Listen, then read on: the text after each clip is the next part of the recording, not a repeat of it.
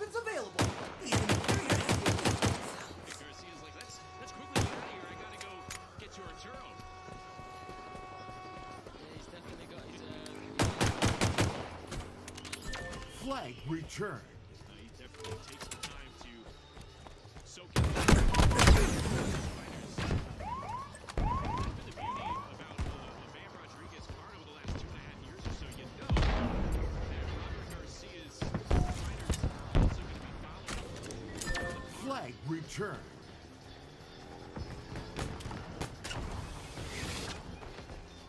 Grab the sniper.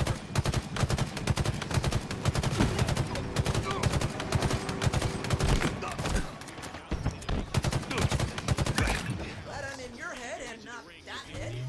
What's left of it? Power weapons on the way. Pick it up flag. The enemy carrier. Power weapons on the field. Omar Minton Sr., 79-73. Flag returned. Robert Tapper, Now the carrier flag. 77-75. All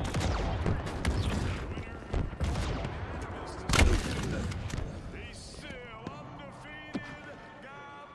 Gabriel Maestro. Enemy flag returned.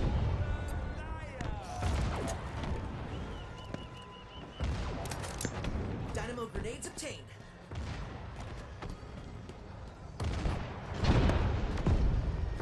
So Gabriel Marataya, but Don, there are a lot of rounds that were given to Carlos Montes. They pick it up flag. We expected. Scorecard there. I didn't expect, especially the last scorecard. I think it was within. Seal. The enemy carrier. Yeah, I think it was a great performance from I think you can move on to bigger and better things now. Seal. The enemy carrier.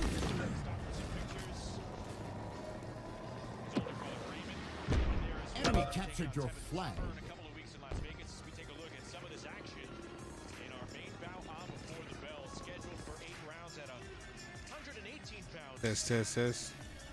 And Gabriel Marataya, he recognized that, yeah, Fontes, long layoff for sure, but he knew he was durable, he knew he packed power. That power doesn't leave you no matter the layoff, and he respected that, but then once he found the rhythm, it was all Marataya.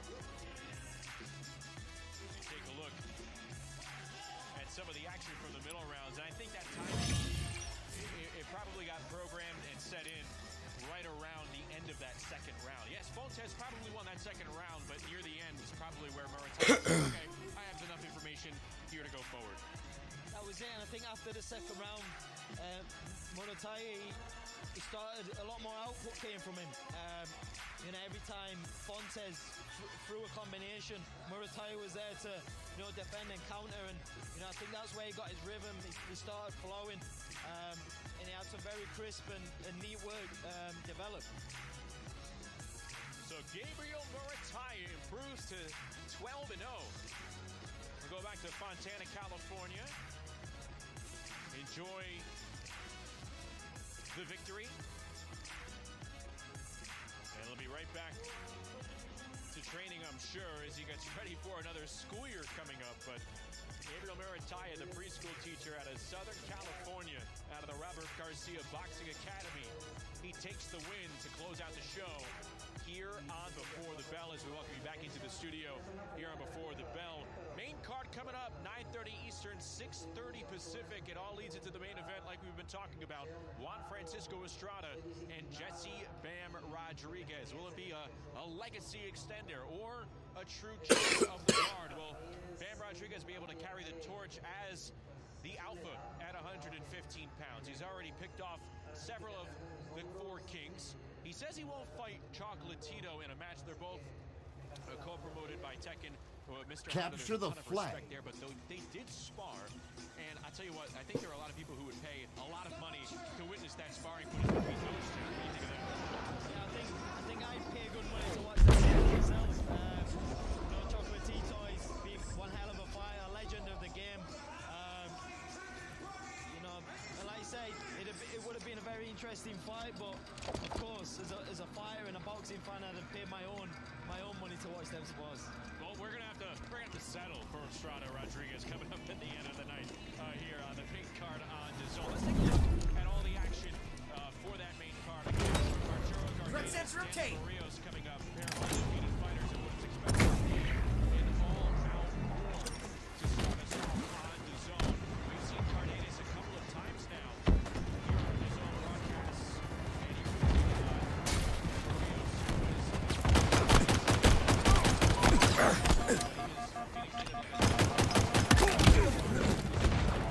Fuck out of here, man.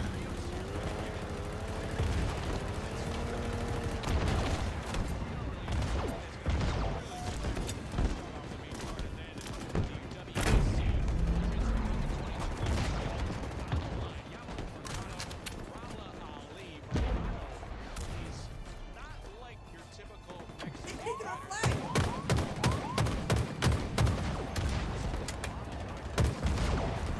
Spartan down.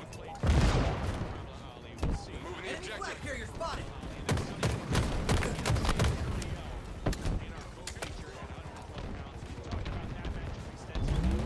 I see him! The enemy carrier! Sonny Edwards does get because we've heard some options. What do you think is most Enemy flag carrier revealed!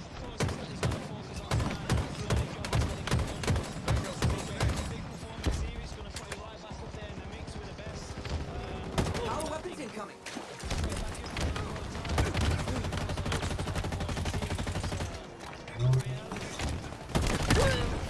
Shoot it, Spartan! Power weapons have arrived! Double kill. Triple kill. What do you think is the path to a win for Sonny Edwards? I think it's a win. Do you know what I mean? As long as he wins and he looks good in doing so. Enemy captured your flag. Right back to Active camo available! So there. You don't want to give anything away. I appreciate that. You're a true friend, Dalton. Very nice. Francisco Estrada, Jesse Bam Rodriguez coming up again. 9:30 Eastern, 6:30 Pacific on DAZN. All the talk will be put aside, and we will learn what will go down. Will the legacy be extended, or will it be The enemy flag! Jesse Bam Cut him up good! Rodriguez? That is going to wrap it up for us here. Deploying Shroud 3! Been a pleasure here. Come back to the U.S., man. how many times Enemy flag returned. hopefully I can have my own fight out here in I'll be looking forward to it.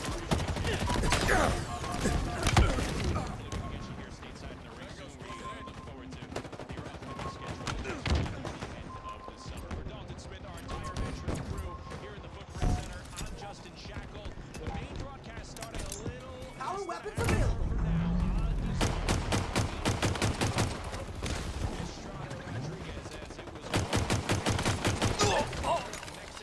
Enemy spotted.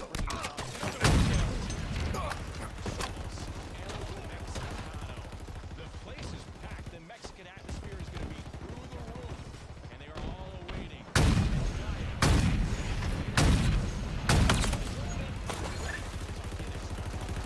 A shield spot.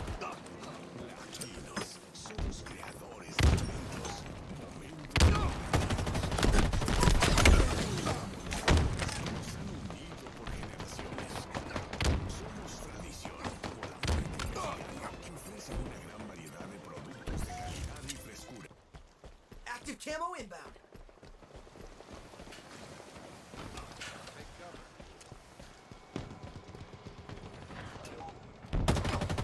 Active camo available!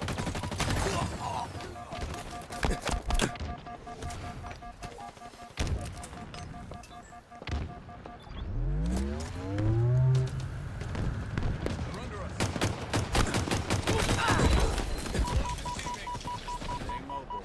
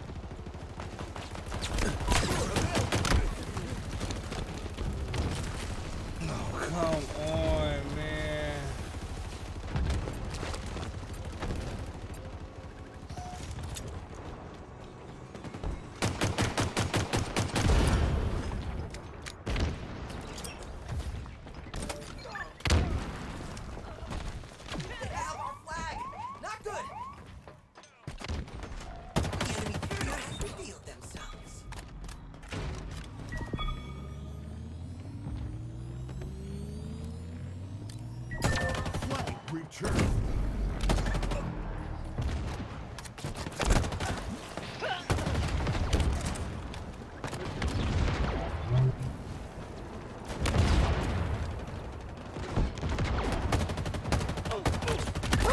Good shooting, Spartan.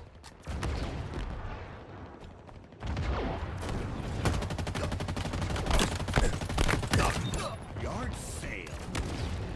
Power items inbound.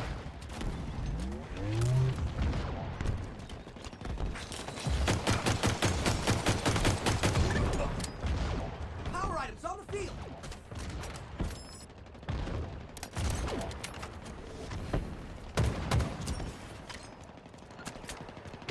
Taking our flag.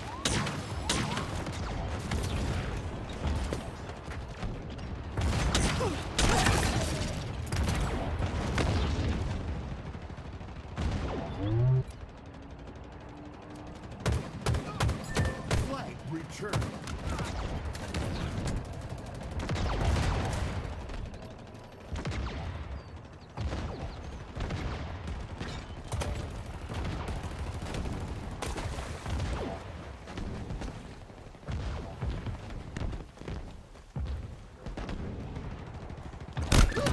Killing spree. Get it home, Spartan! Oh, Spartan! Hell of a job, Spartan! 5 minutes remaining.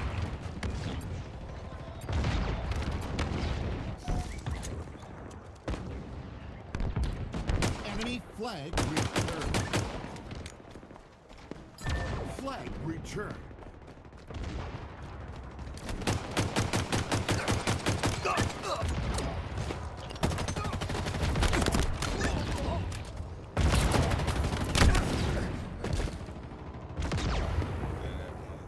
Hey. Taking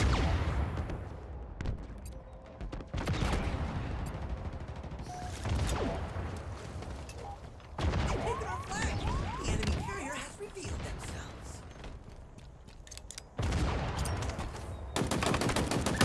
Last house down! And not getting up. Active camo inbound. Skewer inbound. Flag returned. Active camo available.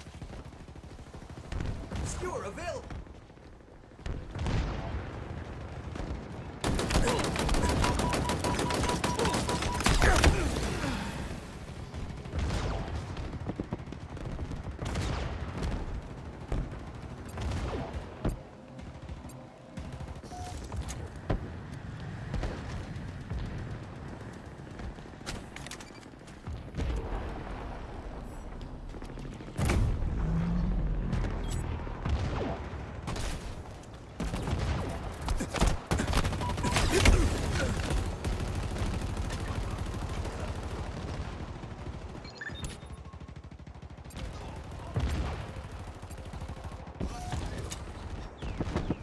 Power weapons inbound.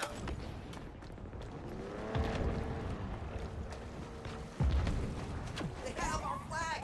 Not good. I see him. The enemy carrier. Power weapons have arrived.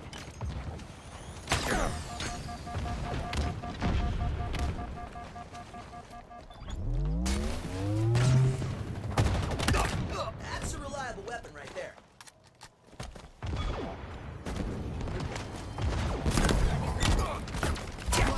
Returned.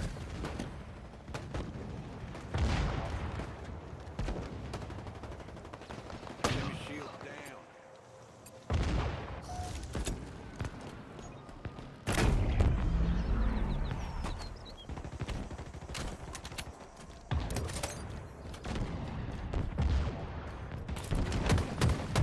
Oh, you are an artiste with that gun, Spartan. Active camo inbound. Up and away! Active camo available.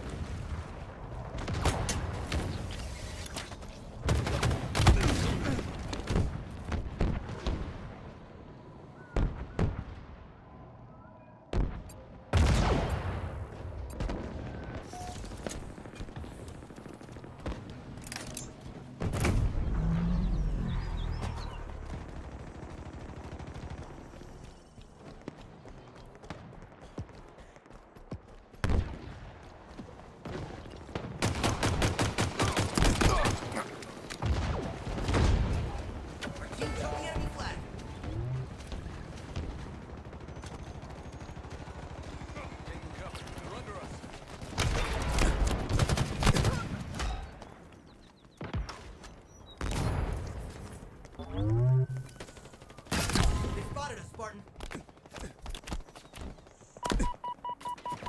1 minute remaining. Skewer inbound.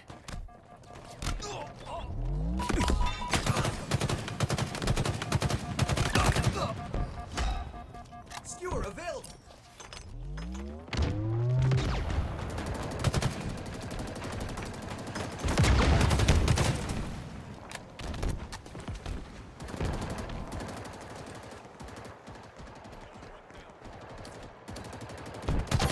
Flag captured. 30 seconds remaining.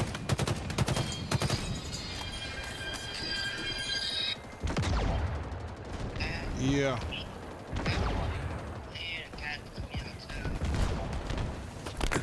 Oh shit! I don't know. You didn't get off the game. 10 seconds. Power items inbound. Downstairs. This is probably the wrong time to tell you. I don't know, bro. terrified. I'm sorry. But I got the collection. You gotta what? I'm not getting paid. You get paid. Yeah, 'cause Overtime. Oh, nigga. yeah, I Any did idea like why the 5 UNSC days. program is your death? That's really Yeah, me either. wondering when I get paid. I don't know. I gotta talk to your mama about that. Okay. Bye.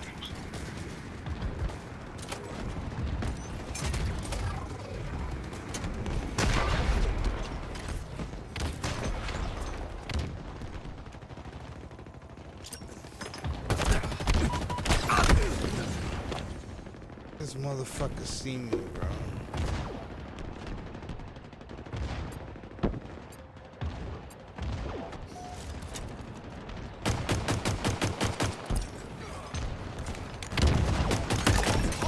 Ow! You nailed that shot!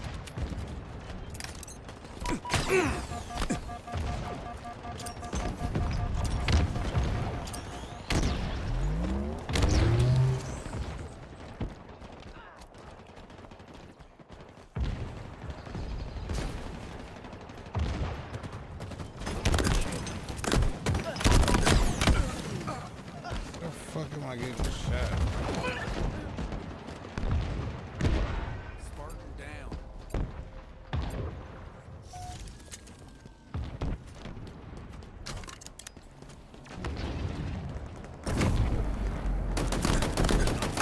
Get on the way.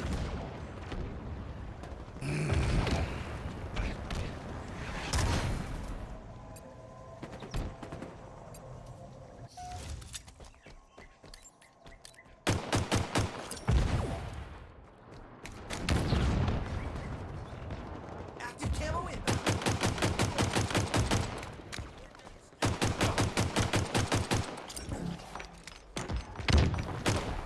1 minute remaining. Active camo available.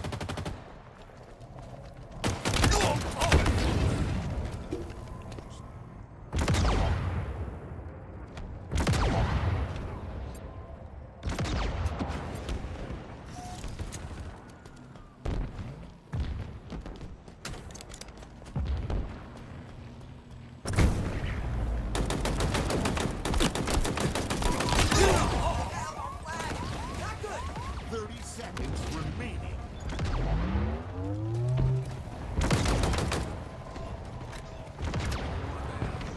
Enemy flag carrier spotted. Perfect.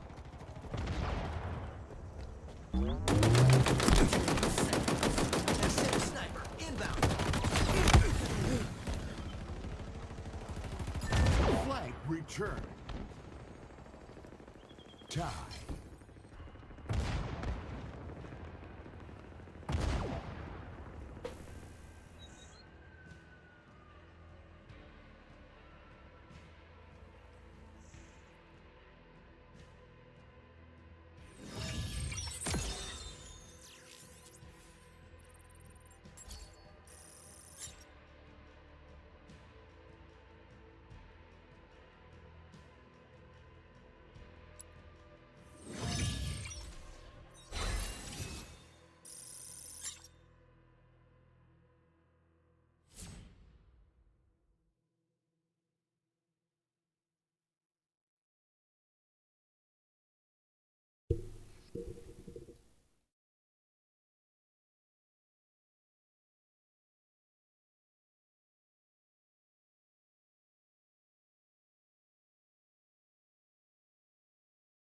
anybody who thought he was a one-hit wonder, he was simply wonderful last week.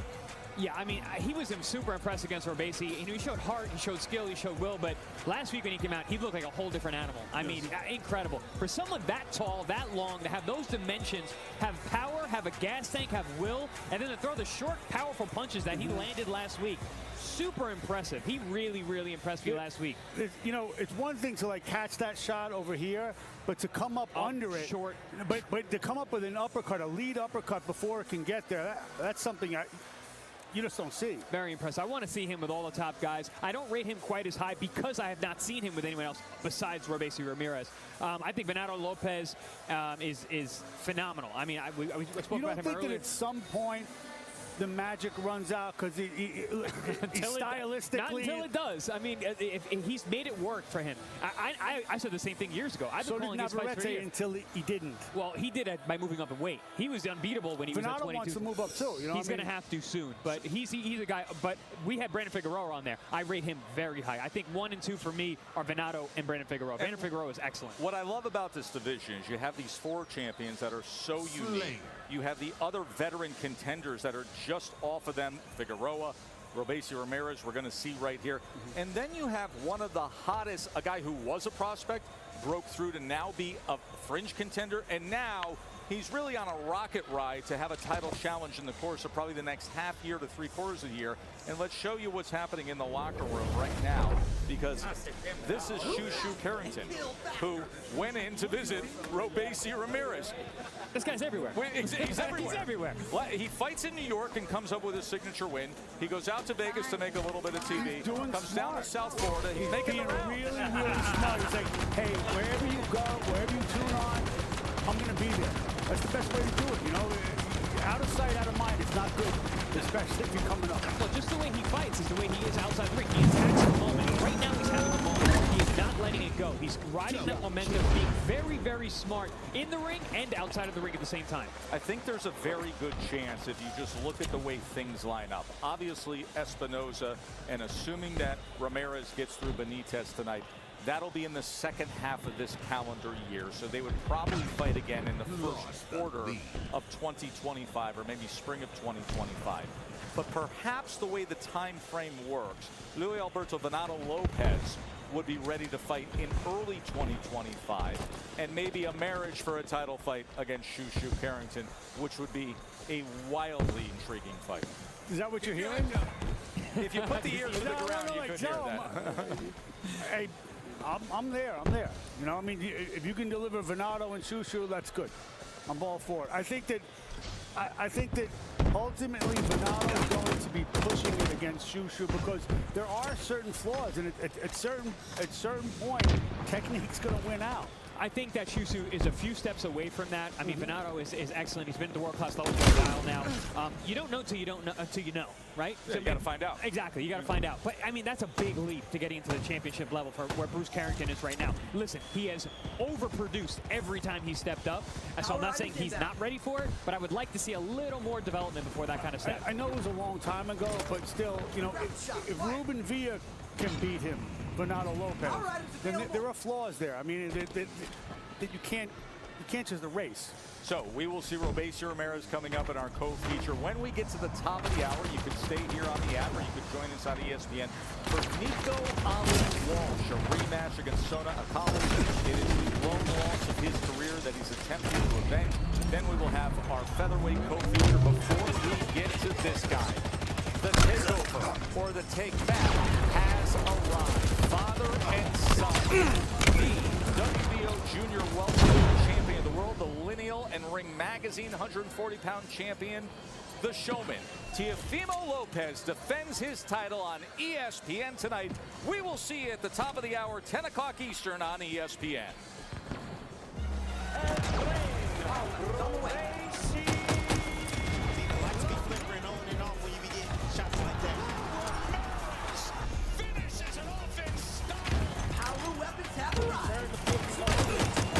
Everybody wants to see what he's gonna do. He gonna knock this man the hell out.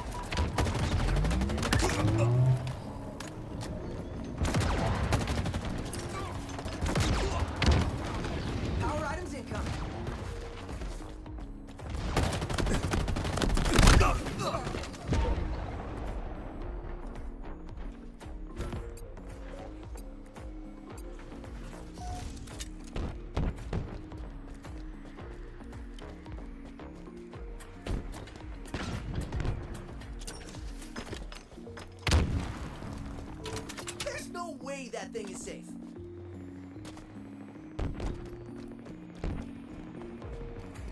Enemy halfway to victory.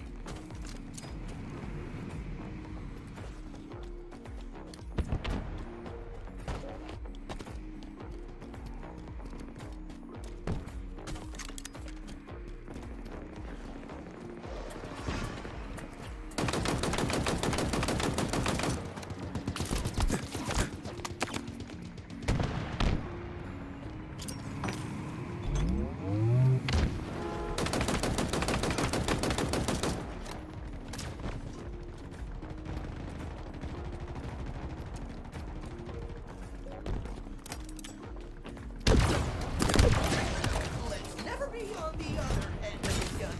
Okay?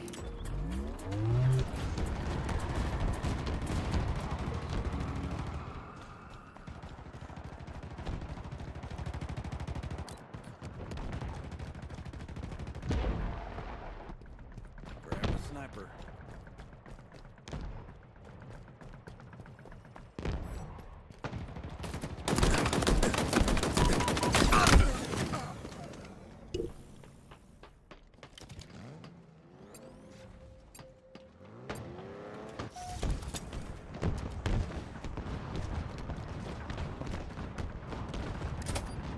Thrusters acquired. Power items inbound.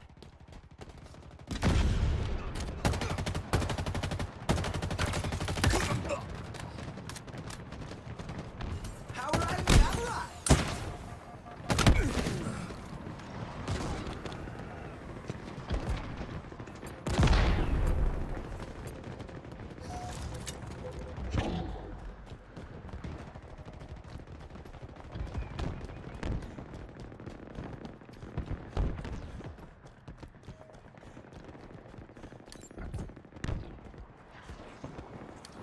In my sights. Enemy team nearing victory.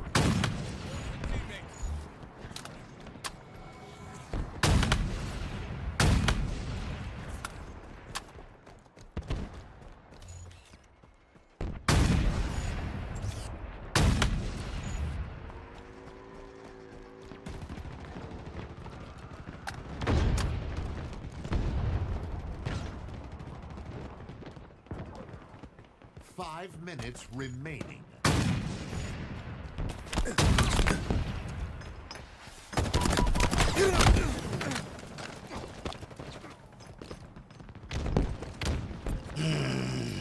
We got our ass kicked.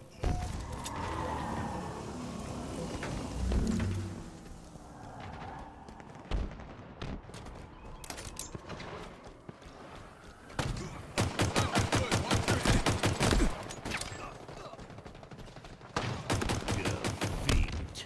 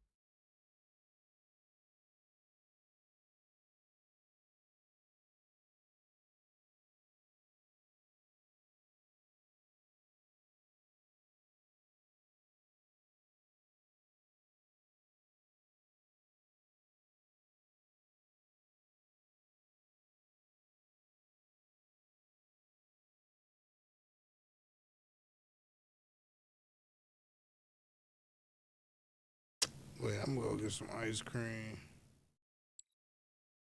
I don't want to load.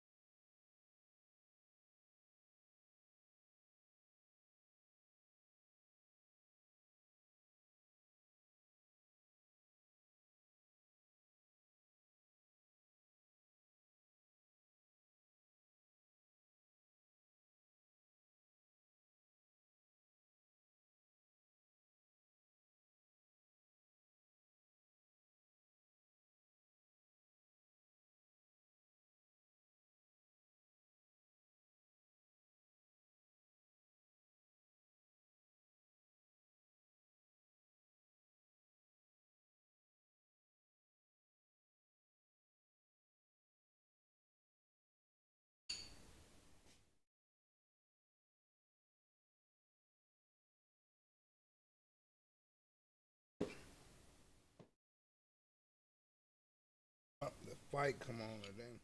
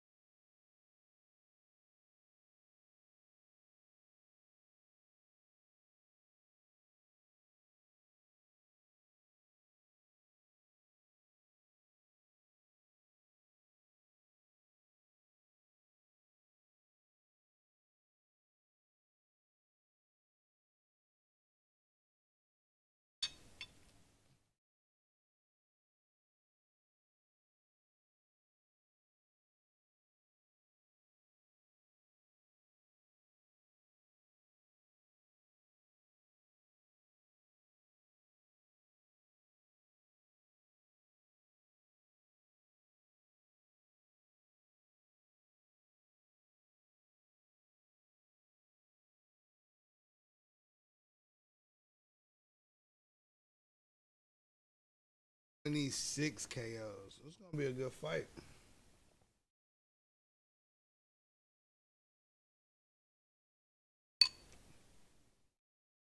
Lopez the champion, but record is 20-1, 13 KOs. His record is 38-7. Charles with 26 KOs.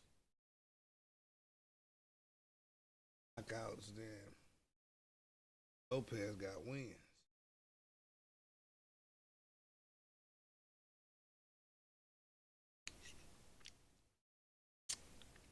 Yeah, that's a good ticket.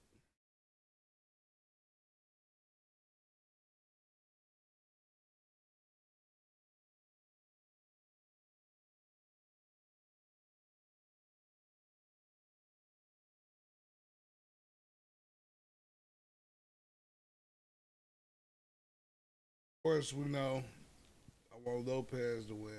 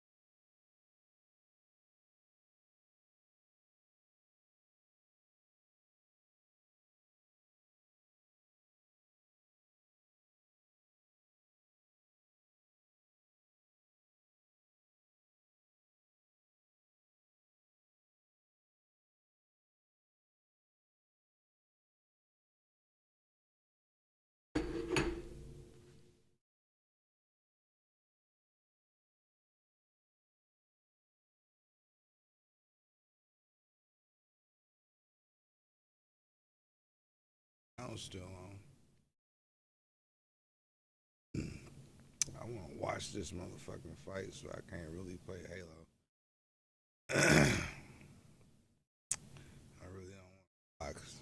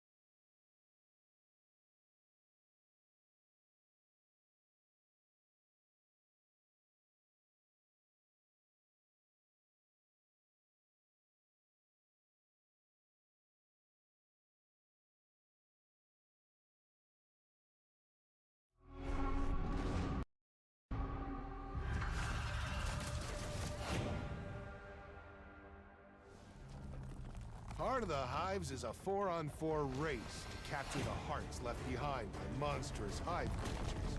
Hives are big, nasty things. You'll find them springing up out of the ground on Crucible. Come special with their own little wasp thing.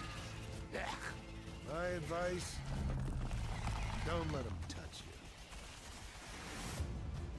you. Each hive has what you call a heart, and those hearts, they are highly valuable.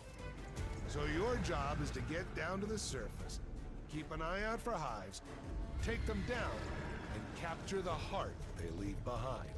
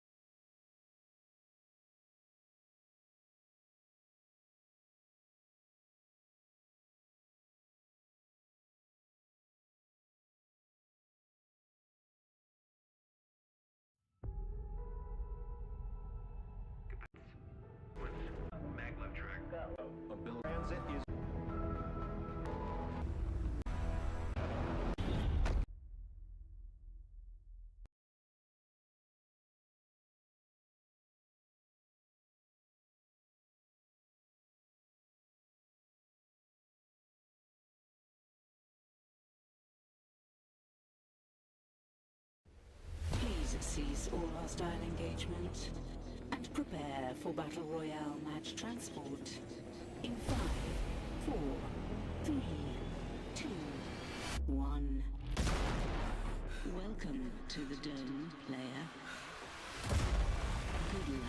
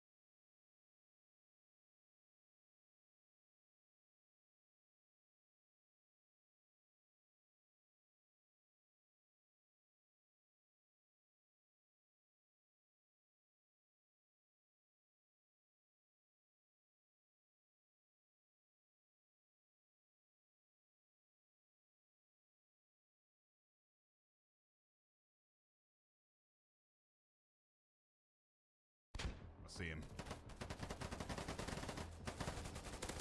Yes, I'm on the flank. Already got one in the chamber.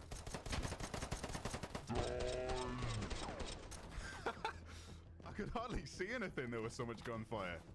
Oh, what is this map? It's like wet work from COD 4. Oh, this is going to be fun. Not me leaning to the right as I peek left. Hang on. Hello, mate. I like this map already. Oh, wait, you can get on top of the cargo.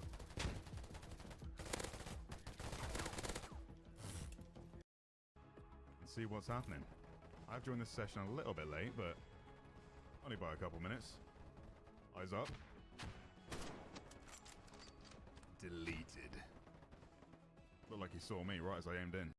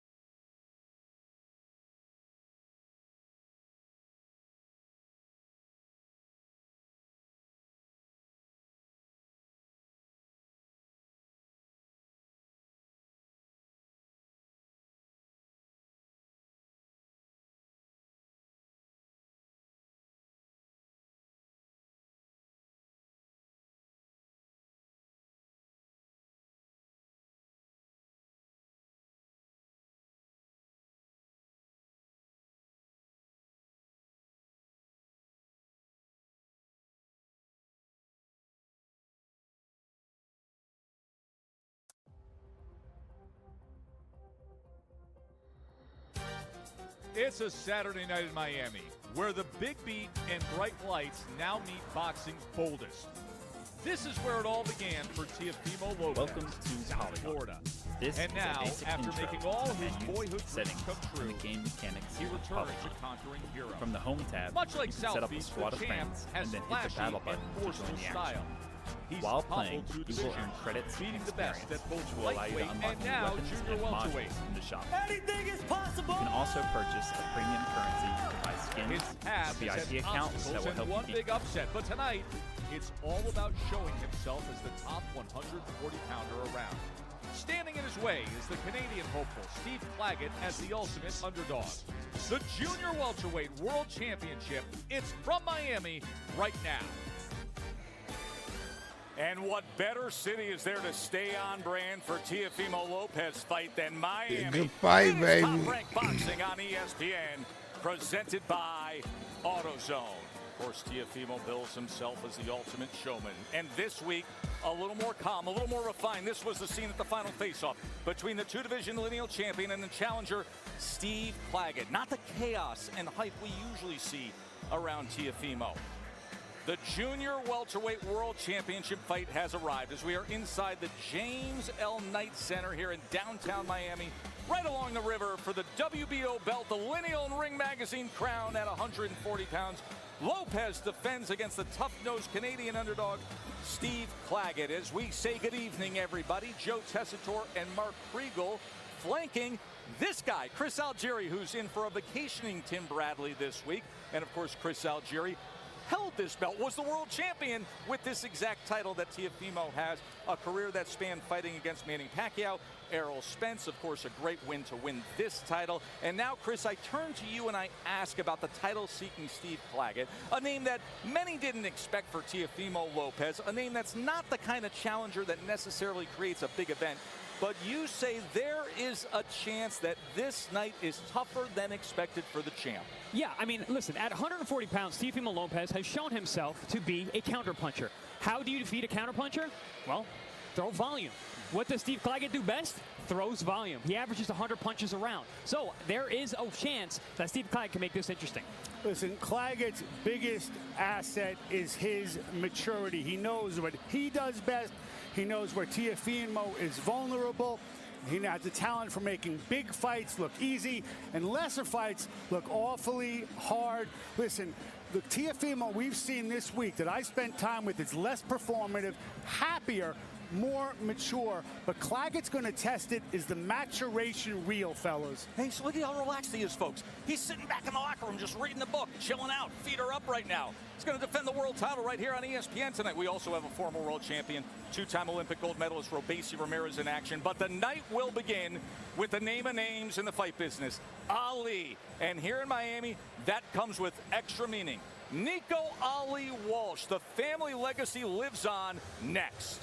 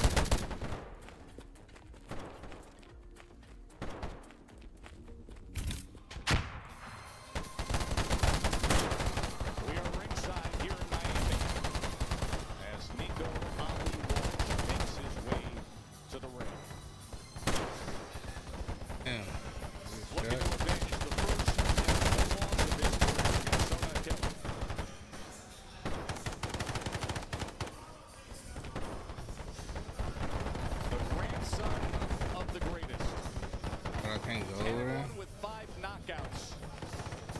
Coming off a 6-round unanimous decision win on March 2nd.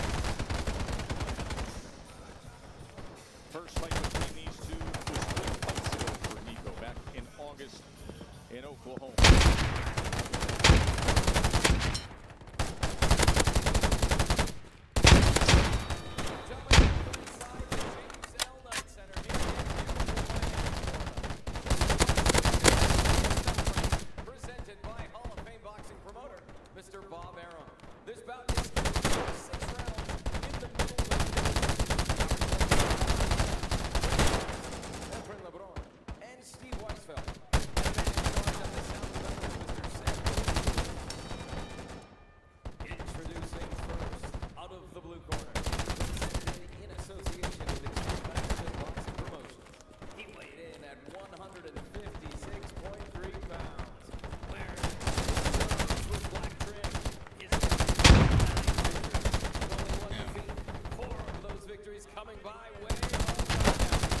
On a strike.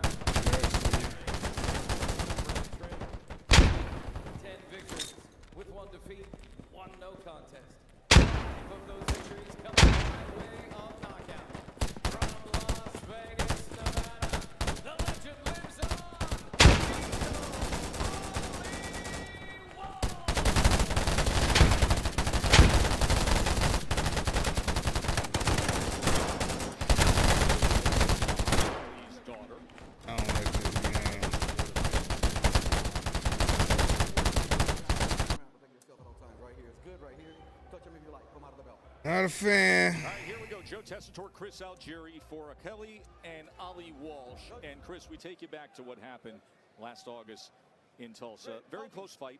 Third round, actually, Nico staggered Sam. But then Sam was able to apply pressure, outwork him down the stretch of several rounds. What did you take away from that first fight that's applicable here in this rematch? Well, Akali just made it a fight, and he went in there and just made it a close quarter fight. Ali Walsh, you see him, he's got the dimensions, he's long, he's got the footwork, he's got the jab, he's got good right hand on the end of the punch. He needs to make this a boxing match tonight.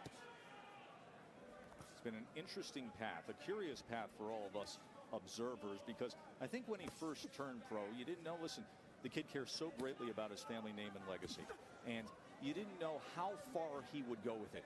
He has stuck with it. He has tried to grow and learn every step of the way, and this is the hardest sport of all to try to attempt to do that. Yeah, absolutely. Say what you will about his skills and his talent. He's putting in the work. No doubt. And listen, you see, he takes his first loss. A lot of people say, all right, he's going to pack it up. Nope, he wants the rematch. He wants that get back. That's what you want to see in a fighter. Punching between punches on the inside. Sam Akali's last fight was on December 9th. Won a 6-round unanimous decision back home in Minnesota. He's from St. Paul. That's where he defeated Trey Martin. He didn't start boxing until he was 29 years old. Turned pro just before his 32nd birthday. Now he's 36 years old and a 9-1 record. I thought I was a late start. Yes. 24, 29. Well, you also had an other in-ring experience as a world champion with kickboxing before you then made the transition to become a world champion in boxing. Akali in that first fight really just did not show any respect to Nico Ali Walsh. Here he's taking more of a boxing approach, jabbing with the taller, longer Walsh.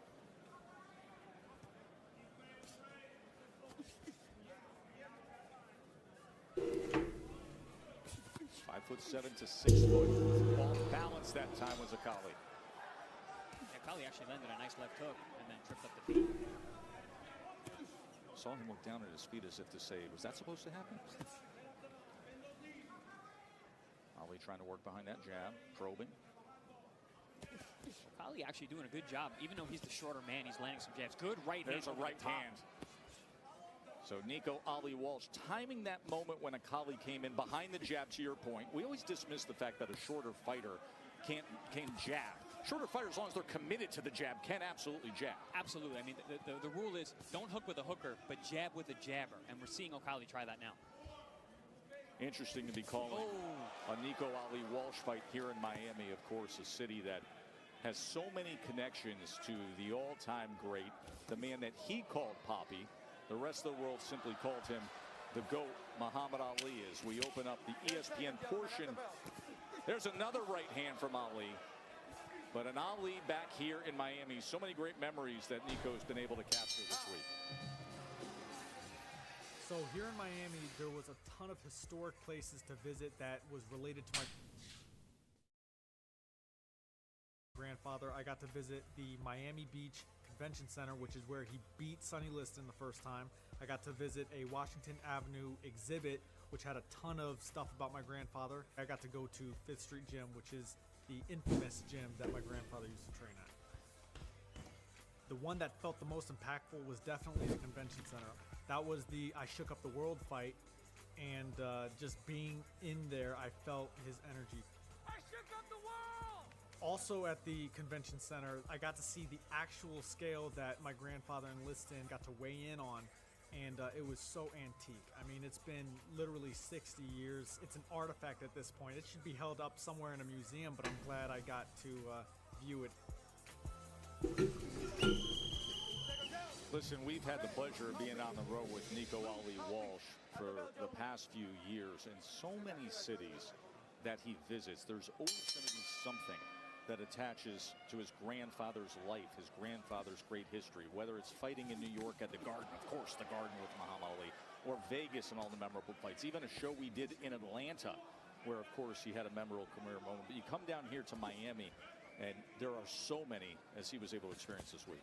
Yeah, I mean, you know, when his grandfather is the greatest, but also, you know, when we saw that vignette, like, Nico's a hard guy not to root for. He's very, very likable. He understands his position, and he's giving it a go. Check in with Bernardo Osuna. Fight for Nico Ali Walsh training with Ismael Salas, but Fernando Diaz is in the corner getting instructions because Salas is now preparing Robeisy Ramirez for the next fight. But the instructions are let your hands go, feint, and stay behind that jab. We will see Salas in the next fight with Robeisy Ramirez. Of course, the Cuban connection there. Nico Ali Walsh, for a 23-year-old who's just in his 12th pro fight, has gone through a lot of different corners already, Chris. Yeah, I mean, listen, he's learning on the job, and he's learning as a pro. It's not like he has a vast amateur background to build upon. So trying to find that coach that fits is important for a guy, especially early on. I like what I'm seeing here, though, from Nico. He's boxing from the outside. He's doing exactly what I said he needed to do. Make this a boxing match. Use your length, use your reach, use your jab. And you have a shorter man coming in on you, drop that right hand whenever he gets close. Gives a level change with a jab to the body.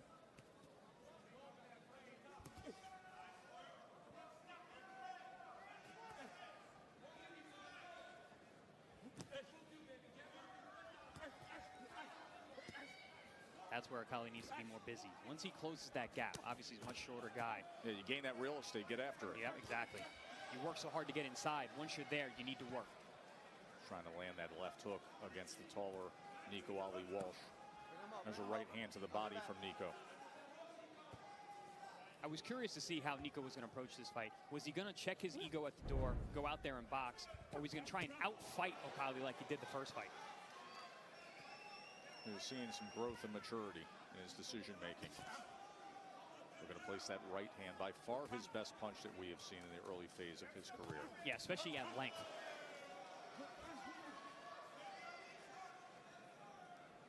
As a reminder for you there, you see what's coming your way on Saturday, July 6th, as we will be in Newark, New Jersey. WBC Lightweight World Championship to be defended by Shakur Stevenson, one of the pound-for-pound elites, against Artem Haratunian. That is a card, by the way, that also has a co-feature with a WBC 130-pound title fight with Oshaki Foster against Robson Conceição. Steal the night, Chris. Oh, absolutely. That is show steal. Coming to the end of round number 2, Nico Ali Walsh and Sona Akil.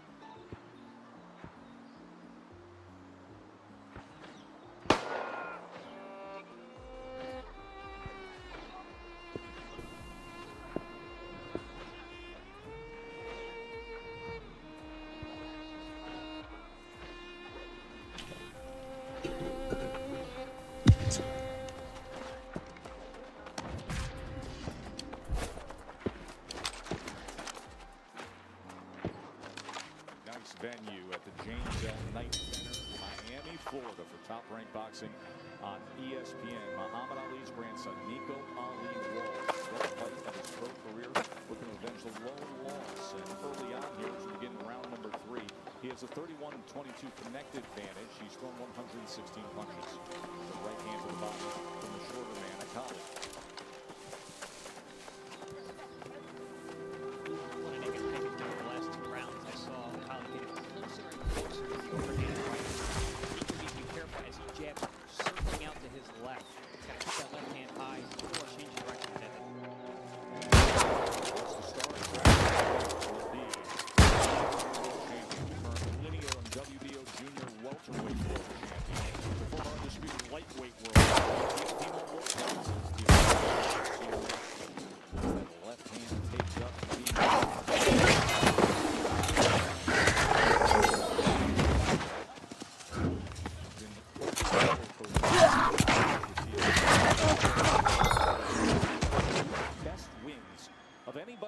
Generation But then he also has some nights where we're a little curious as to where he is, the inconsistencies. And to speak on those good wins, he beat the guys when they were at their best as well. Absolutely. I mean, Taylor was a nightmare at 140 when Teofimo got him. And then obviously Lomachenko, I think Teofimo's the guy who legitimately beat Lomachenko. It's the signature performance upset win against Taylor Johnson. Had been the undisputed champion at 140 pounds. Teofimo now the #1 guy at 140 pounds. We will see him tonight right here. Closing the distance, getting closer and closer to right hand. He hit him with a flapping one there. Notice that around that right hand is getting closer and close. I'm not sure if Nico Ali Walsh was aware of that.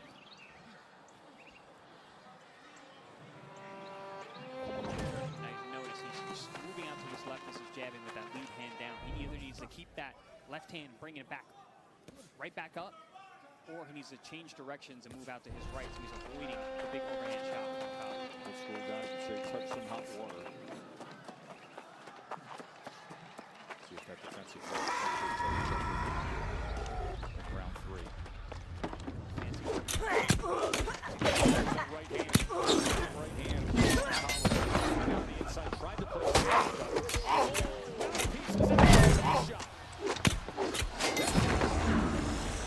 You just said it. This fight's about to get interesting. It does.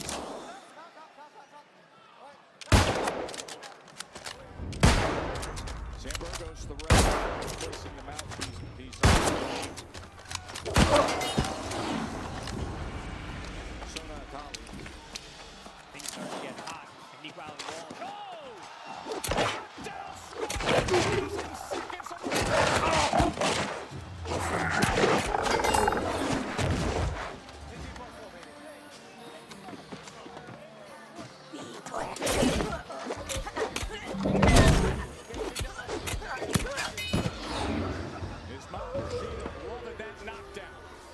I was saying things were starting to get hot here. O'Callaghan closed the distance, landed some shots, and then Nico Ali Walsh answered with that. He landed a short right hand moments before this knockdown. I think it was a right hand left hook, exactly right there. That left hook planted O'Callaghan on the seat of his pants. Way to answer when things start getting hot from Nico Ali Walsh.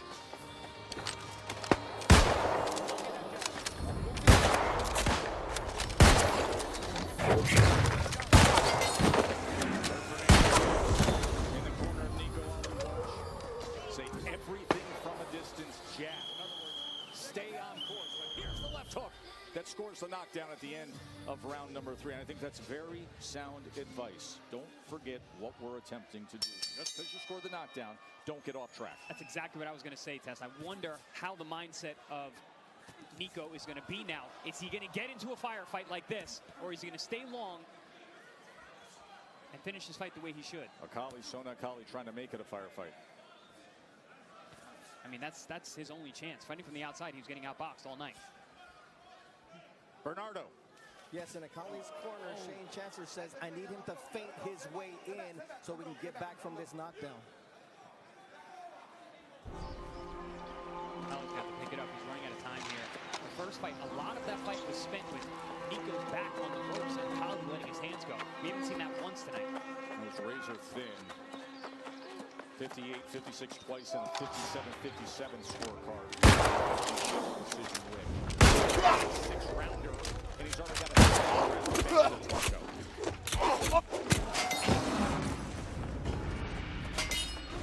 He's been dominating rounds 1 and 2 prior to that.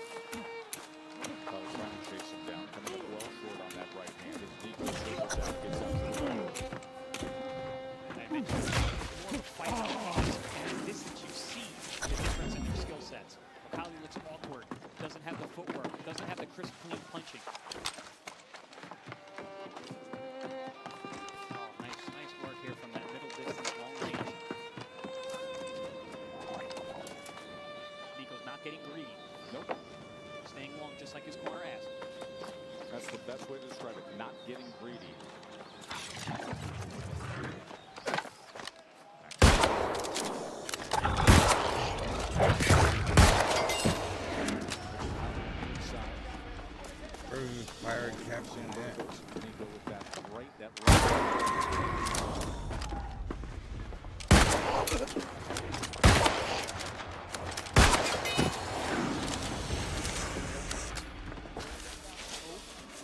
a right hand that came in as Nico had his left hand down. Didn't have that guard up. Let's see what's buzzing around his face.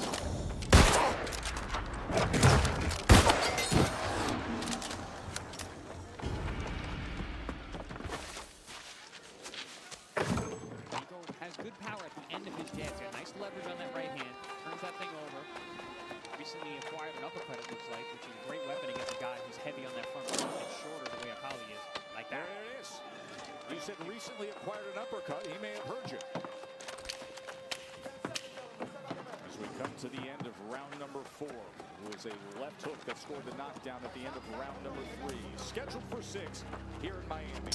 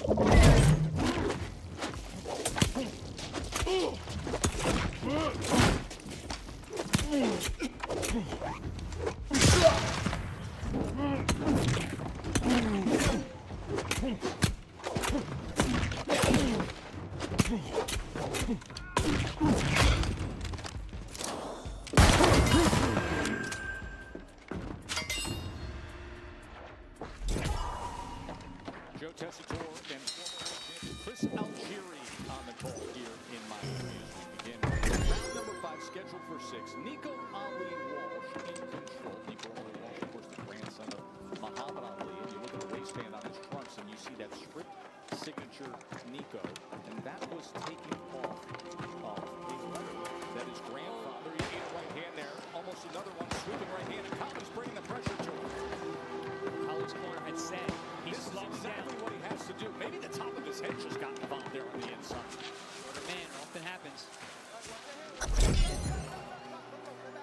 So Virgo's get the break. Just mentioning Nico, that's his grandfather's signature that he has put on his trunks. And punching on the break. Warning from Virgo's. You say this is a Collins one hope to make it that kind of a fight. Now it's developing underneath the right eye of Nico Ali Walsh. You see him wiping that away. There's that jab. His face is starting to... Especially that left side where those right hands have come in from Akali. That cheek is swelling. You can also see that, yep, that right cheek on the right side. Now he digs to the body, 2 punches to the body from Nico Ali. That right hand again. I must say, I can't believe it. Please, may I see it? The Druidic Scrolls mention a verdant spirit that's protected Windsward for centuries. I thought it was just a superstition, but there was an annual tradition to visit the verdant shrines where the gemstones were kept. There are 4 altogether. One is safe in the Warren of Thokar. Mirador is a ruin that dates back to the time of the ancients. It's quite likely protected by ancient guardians. But if you can get past them and solve the shrine's puzzle, the rest is easy. And I believe in you. Ali Walsh was slowing down, so it seems that way here in round 5.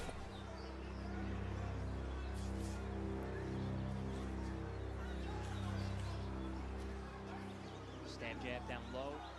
Good move for a shorter guy, but then you got to bring that hand back up because that overhand right from Ali Walsh is coming in sharp. Oh, another sweeping right hand as Akali has Ali Walsh in trouble against the ropes. He's battering him. Nico stands up to it, tries to get outside the ring. Another right hand comes. Blood around the right eye of Akali, but he feels like he's in control, wanting to make a fight of it and getting that kind of a fight. Shades of the first fight here. Akali showed no respect to Nico coming in the front door. They'll have 1 round to go. Oh, dear. You spooked me. Needless to say, I'm a little nervous wandering around out here on my own. I must complete my collection, however. Whatever risk it requires.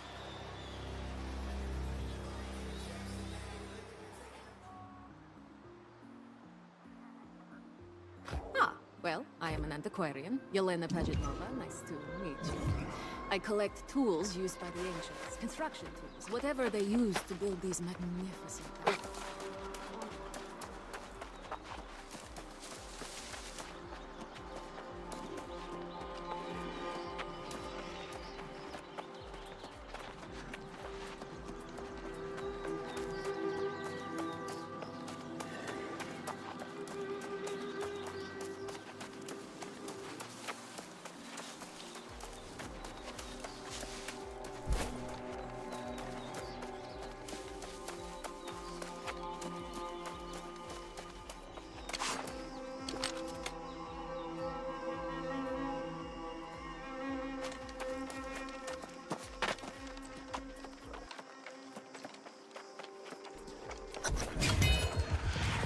Such a small thing that causes such issues. Think of how unbalanced it all is. Those overhand rights were landing at will, and this is where you see the inexperience of Ali Walsh. Doesn't know how to respond once he got clipped. Not seeing these shots coming, keeping his eyes down, not seeing these shots. Wakali diving in, just like his corner was asking. This is what he needs to do, not respect Ali Walsh and push him against the ropes. Mark Kriegel, how do you have it scored? At distance, Ali Walsh is fine, but Wakali's closing the gap. The difference might be that knockdown, fellas. 48-46, says Mark. 10-8, third round.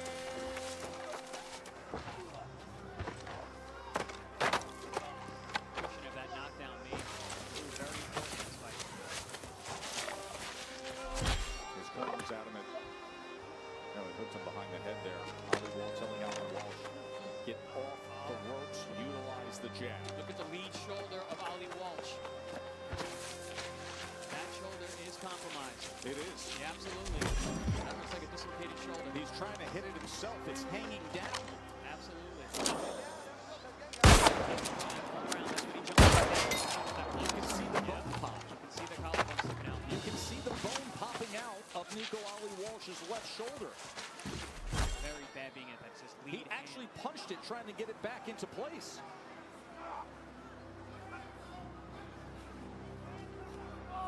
Big right hand. And also, he's not going to be able to defend himself keeping that hand up now. Switching southpaw is Ali Walsh. He's forced to switch southpaw because of it. Absolutely. That's the only way he's going to be able to defend himself. I don't know if he has the experience to be able to do that, though. Look at the left shoulder of Nico Ali Walsh.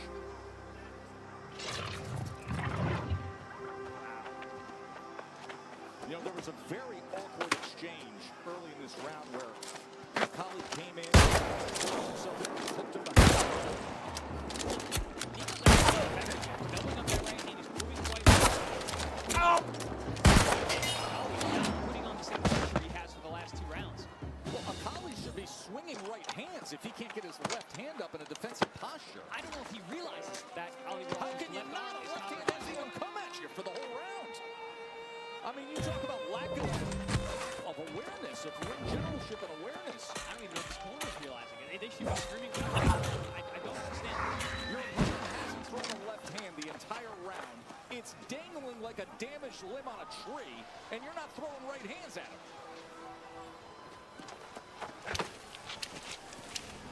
Final 10 seconds, and somehow Nico Ali Walsh is going to gut it out and get to this finish line as he eats a right hand at the end, and he's a one-arm fighter for the 6th round.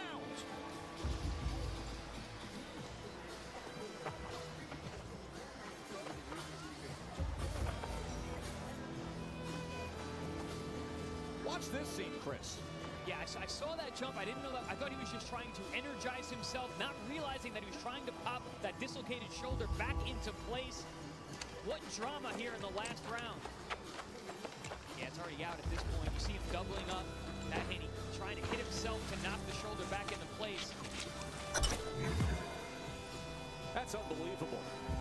Nico Ali Walsh Coach, listen, we don't want to play doctor, but it's pretty clear to see what's going on with his left shoulder there and what he was doing by jumping up and just trying to force his arm back into the socket and punching. You can see the bubbles sticking out. You can see it. I did not see the exchange where that actually happened. You know, they landed punches together. If he just came out for its own. That's a very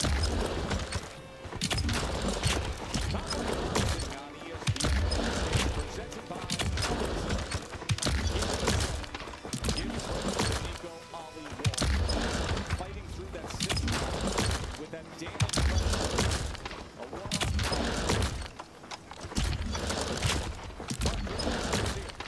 I got Ali Walsh.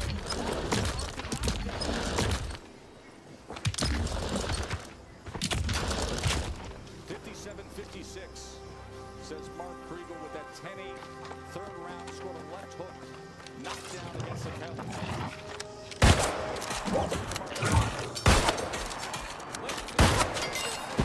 Here inside the James L. Knight Center, Miami, Florida, we go to the judges' scorecards for the official decision.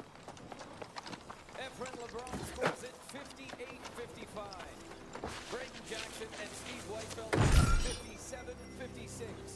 For your winner by unanimous decision, the legend lives on, Nico Ali Walsh. Nico Ali Walsh guts out a unanimous decision win.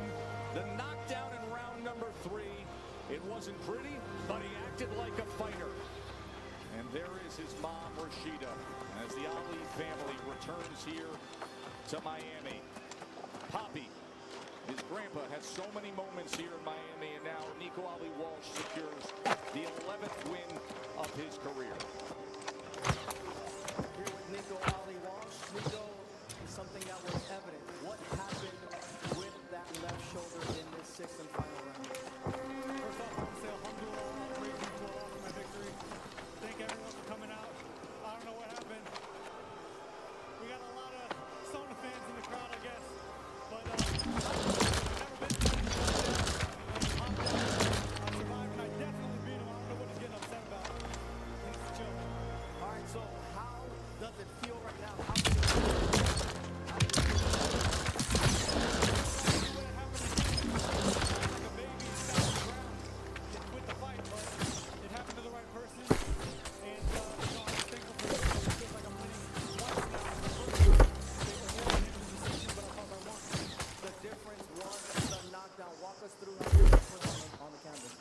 I believe it was the hook that put him on the canvas. I was using my left hand a lot, which may be why, I don't know if there's a pulled shoulder or what. I can't move it right now.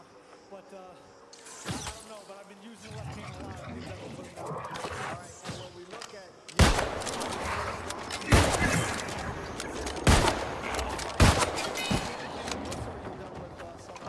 I feel like I beat him twice now, but if this fight didn't prove it, I will fight absolutely anyone.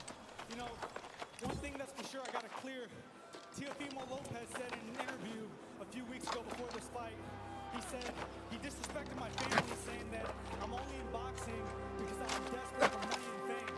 And I thought that was real wrong for someone that I used to look up to say. But, you know, it is what it is. I just want to let everyone know that I chose the battle. Before this fight, I denied a multi-million-dollar contract from MVP Promotions to fight Jake Paul, and I'm fighting a real fighter tonight. So I'm not a part of that circus league of boxing. This is the real league of boxing. This is what I'm gonna do. Let's go get that shoulder fixed. Listen, we'll let Nico be on his way because he's going to need attention. There's no denying what he just said there. On national TV to see who will fight later tonight. They're in the same arena.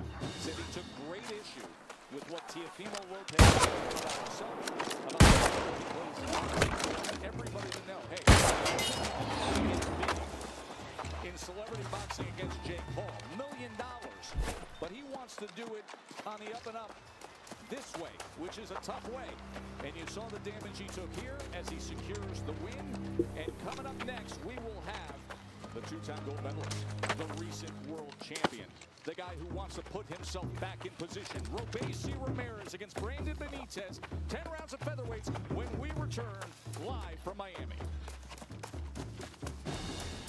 Robeisy Ramirez, the two-time Olympic gold medalist.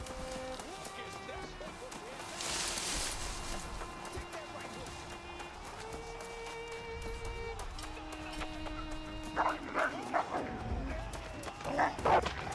He's in the ring to hurt his opponent.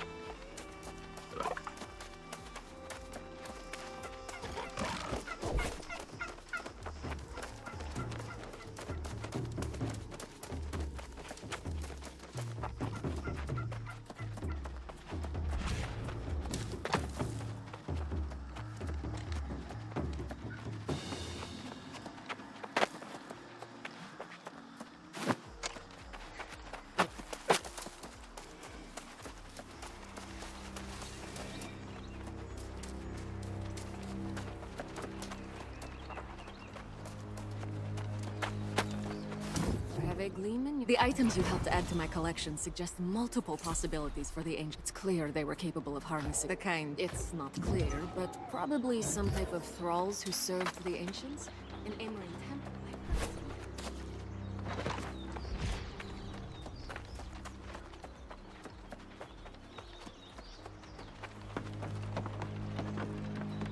Daddy.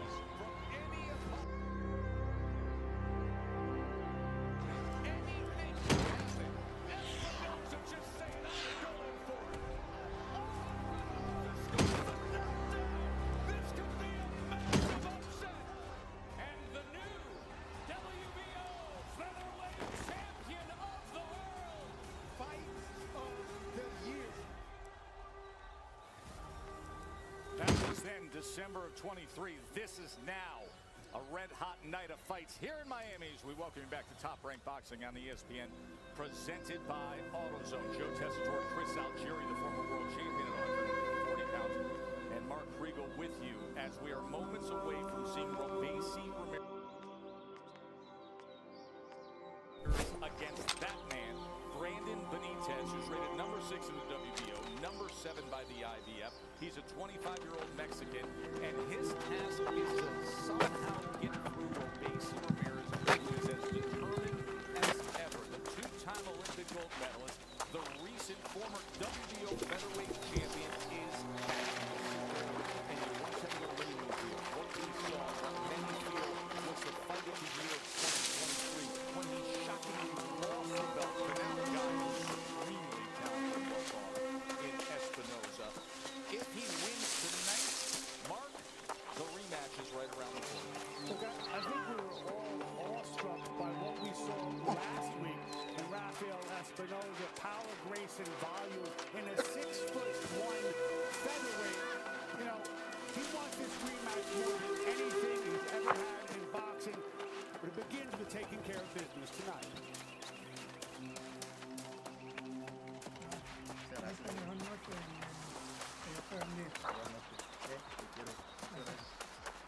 Salí de la lesión que tuvimos después de la pero estábamos listos para una revancha y listos a hacer una gran pelea. La diferencia va a ser físico y mental.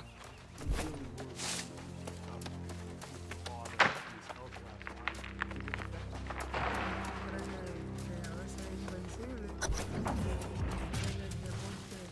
No tiene que ver con la parte familiar, pero sí, llega un momento que choca.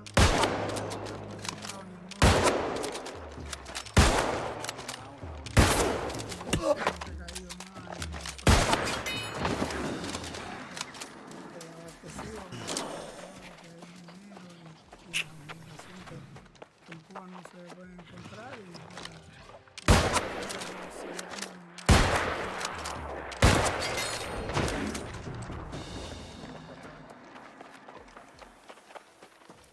Robeisy is obviously in a better place than he was last December. Some of it's physical. He's got a new strength and conditioning coach in Phil Daru. They began making a mold out before he went to Vegas.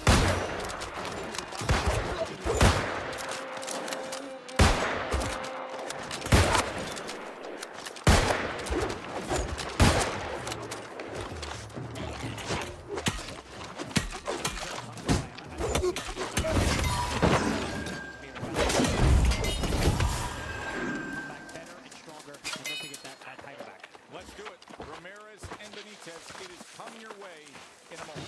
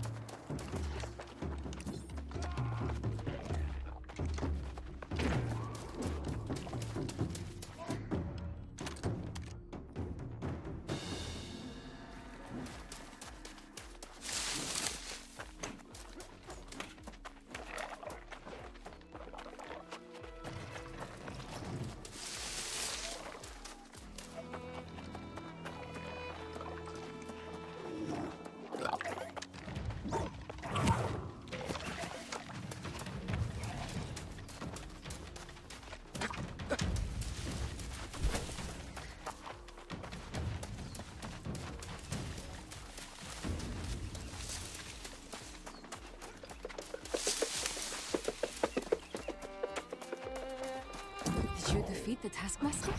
Amazing! Let me see what you found.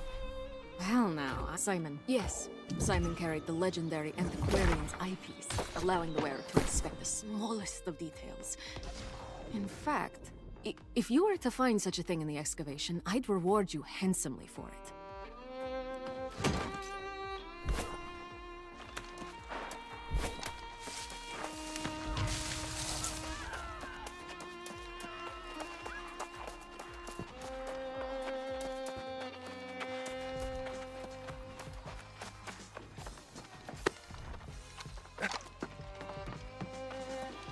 See the next 3 fights on Top Rank Boxing on ESPN. Shakur Stevenson, pound for pound elite in action next week as we continue here from Miami. And actually, there's the last man to defeat Shakur Stevenson. Robeisy Ramirez defeated Shakur in the 2016 Olympic Finals. The two-time Olympic gold medalist, 2012 at flyweight, 2016 at bantamweight, and now a big smile with his return to the ring after having lost his world championship belt. And now set to shine and get the rematch if he can get through Brandon Benitez.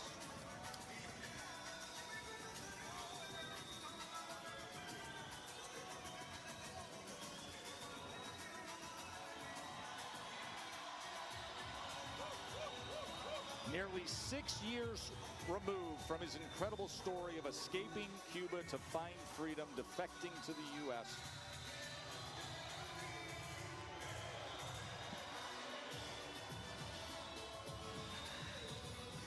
Now, here he is at 30 years old and 13 wins into his pro career.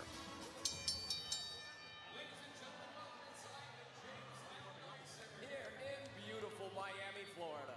This is boxing. This is Top Rank, presented by Hall of Fame boxing promoter Mr. Bob Arum. This bout is scheduled for 10 rounds for the NABO featherweight title. Our judges at ringside, Daniel Fitzgerald, Richard Green Sr., and Michael Tate. And the man in charge at the sound of the bell, Mr. Christopher Young. Introducing first, out of the blue corner, presented in association with Campo Novo Sports. He weighed in at 127.1 pounds, wearing black trunks with pink trim. His record, 21 victories with 2 defeats. 9 of those victories coming by way of knockout. He is the reigning and defending NABO featherweight champion from Querétaro, Mexico, Brandon Elio Benitez.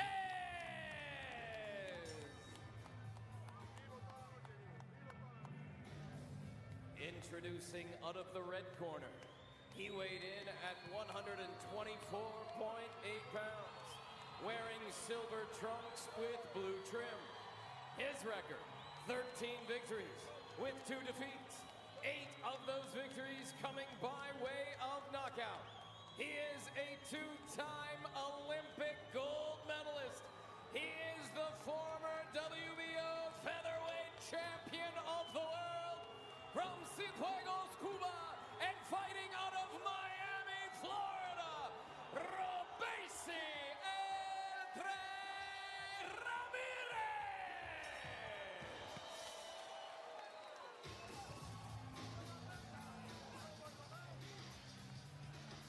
Christopher Young, our referee.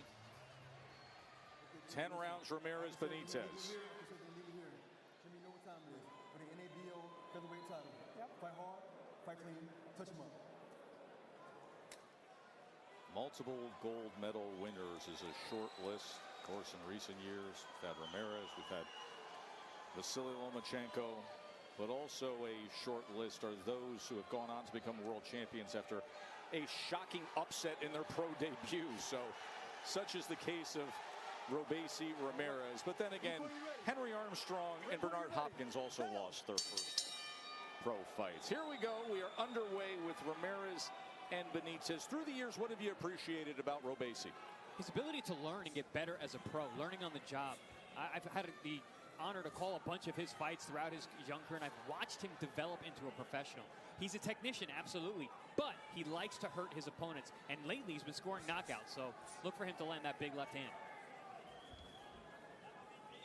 Had a spectacular one-punch knockout in June of 22 against the then previously undefeated Abraham Nova, who we just saw on our air last week. Which in hindsight looks even better. It does, if you consider the way Nova has gone on in his career. Many thinking he got robbed of a win in Vegas.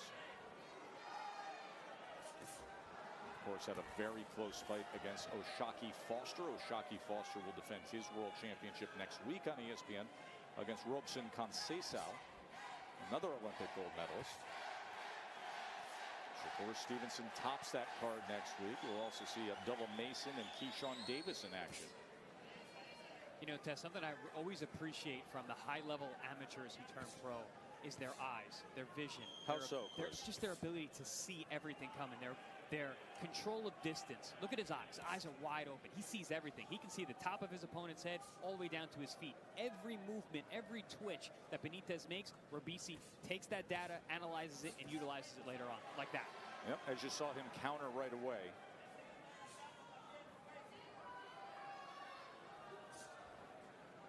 The power's generally found in that left hand of Robeisy Ramirez, using that right hand, the jab, the hook, to walk guys into his big left. Benitez is interesting when we discuss power on the other side with him. Only a 39% KO rate, but more power shown lately. Turned pro, he's only 16 years old down in Mexico and turned pro and just had 2 knockouts in his first 11 fights. And it starts to get his man strength underneath him, and he's had 7 knockouts in the next 12 fights. Good body shot moments ago from Robeisy. Benitez got low. Robeisy went around that elbow. Nice hooking shot off the backhand. Great punch for a southpaw to get to that liver.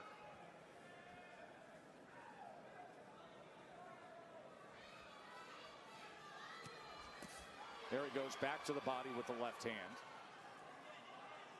You notice the feet. Whenever you have the battle of the southpaw versus orthodox, it's always the battle of the lead foot. Generally, you want your lead foot to be on the outside of your opponent's. That's where you're in the power position.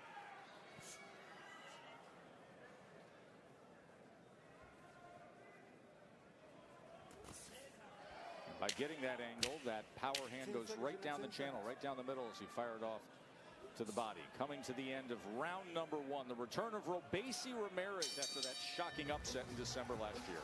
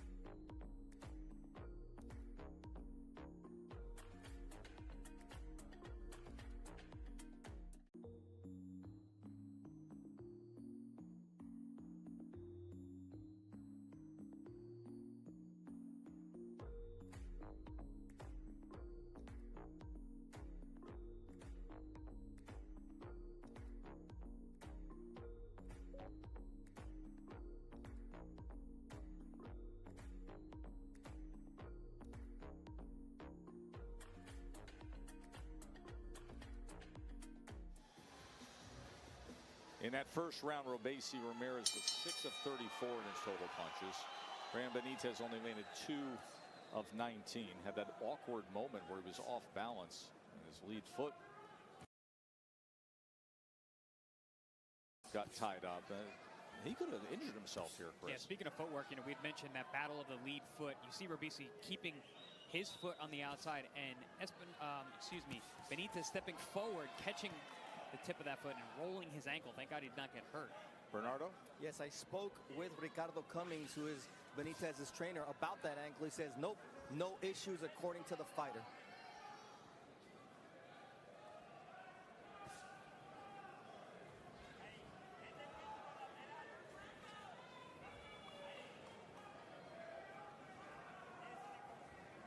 I like how Robeisy is being very responsible when he's in front of Benitez. Out. He is taped up, waiting to be gloved up as he will defend his world title following this co-feature 10-round action among the featherweights with Ramirez and Benitez.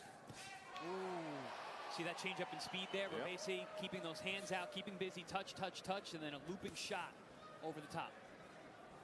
Oh, Teo's waving, Teo's loose. Meanwhile, Steve Claggett laid out on the floor, almost as if he's taking a nap. His first ever world title challenge, a 15-year veteran, currently on a 9-fight win streak, 35 years old, late bloomer, and gets a world title shot against Teofimo Lopez later tonight. The level changes of Orbese are giving Benitez fits. He's changing levels with his head, throwing punches at different angles, and then a really nice straight left hand to the chest. That was a beautiful counter jab.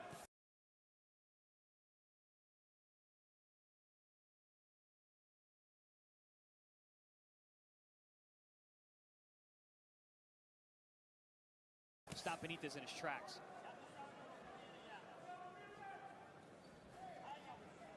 And we always talk about that lead foot dominance when it comes to southpaw orthodox position. Right there we saw a good example of why it's so important. One, you get to land your power punches, get your head offline. Two, you get to stay outside that foot and stay invisible. You stay to that weak side, so the return fire doesn't get you.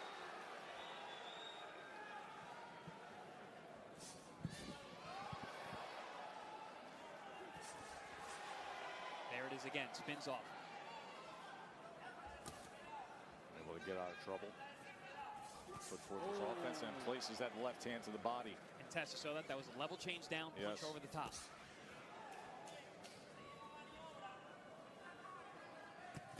Orbese thus far putting on a master class of how a southpaw fights an orthodox fighter. So left hand finishing up that combination as well. It's in control early on as we come to the end of round number 2, scheduled for 10 here in Miami.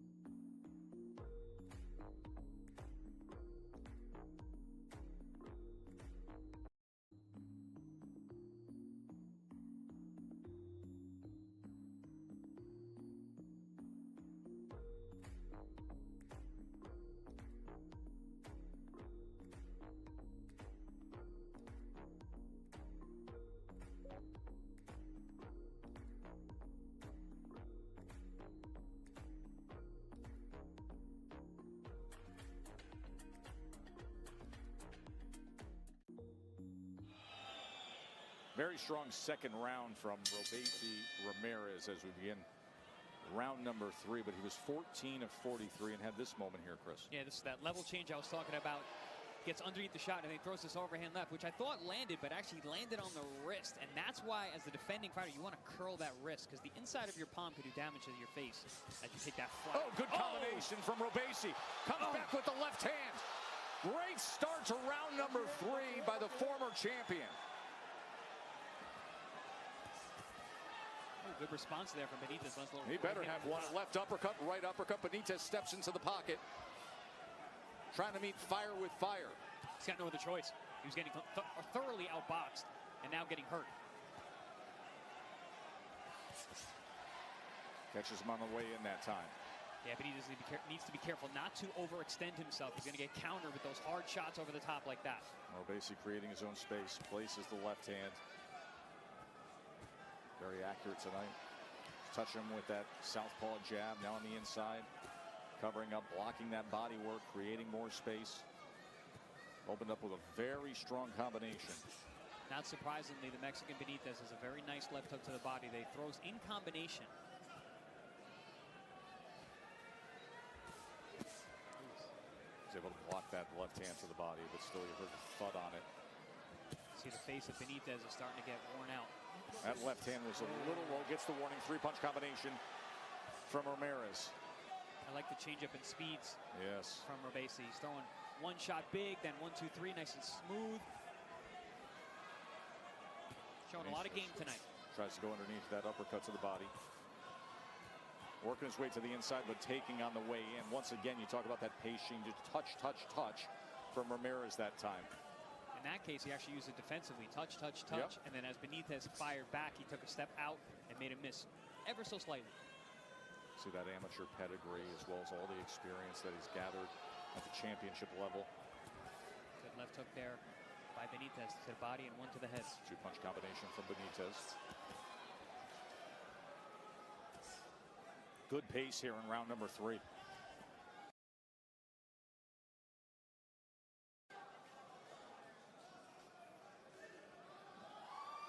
Oh.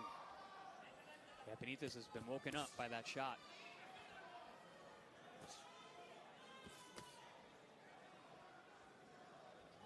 Listen, if Benitez learned anything from the Espinoza fight, is that Robeisy can be vulnerable to the body. Yes. It was the majority decision Espinoza took the belt with back in December of last year. 10 seconds. It was an extraordinary 12th round that Espinoza had that night, threw 121 punches against Robeisy. For the bell. On that win.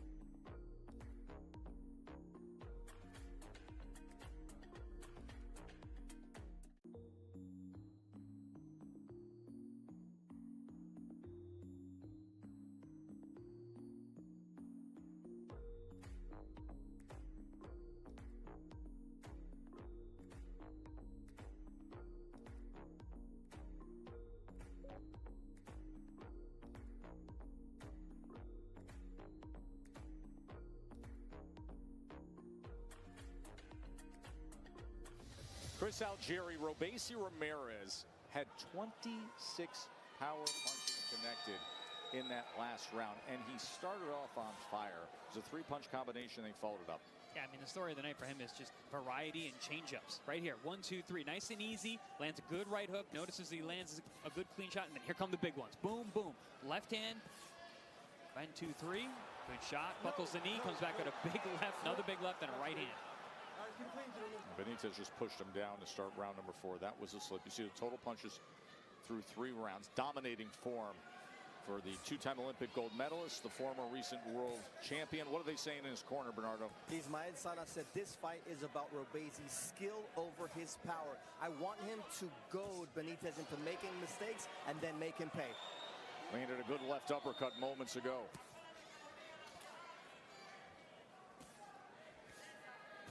Beautiful step around there by Robeisy. I mean, he's doing it. He's hitting you coming, he's hitting you going. Offensively, he's in and out. Defensively, he's in and out, up and down. Very complete fighter tonight is Robeisy Ramirez.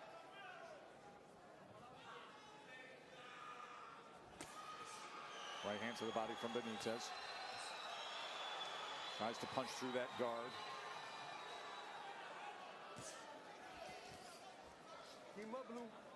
More and more, this is turning into a fight where it looks like Ramirez could step on the gas and finishes at any time. He is in complete control. Benitez has no answer. And he's been so accurate with his power punching. 26 power punches in a round is yeah, a 26 of 55. Yikes. Yeah, when you start touching a 50% power punch percentage per round, seems like a stoppage is not far behind. He's at 47% right now. Good overhand right across the nose, that damaged nose of Benitez. That abrasion started about a round and a half ago.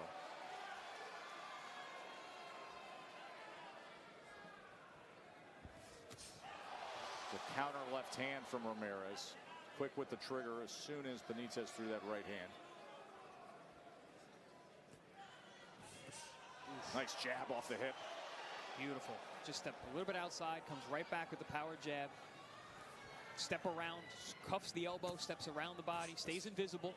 Splits the guard with a left hand.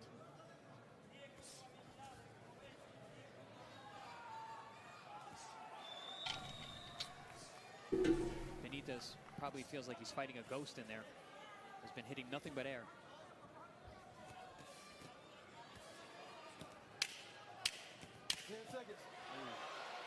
just creating a little space going back, lands the right hand. You heard the clap, and he's got a big smile on his face. In control is Robeisy.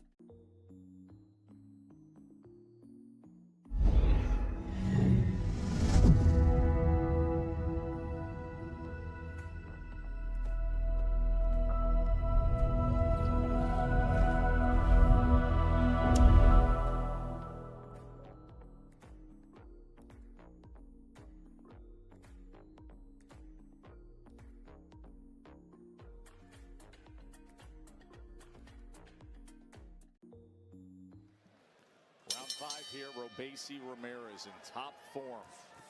Remember, if he gets through Benitez, the rematch will be around the corner against Espinoza. Many voted it the fight of the year. Ring Magazine had it as the upset of the year when Rafael Espinoza became featherweight champion. Mark Kriegel, how do you have this scored? I don't mean to keep in suspense, but it's a shutout. You know, for tempo and variety, such a stylish fighter. Robeisy's really in the Loma class. Loma has a better lead hand. He does more stuff, but with that front hand. But for lefts, I've never seen the variety of left hands that I'm seeing right now from Robeisy Ramirez. So easy work for Ramirez early on. You can see the blood coming from the nose of Benitez. That is split.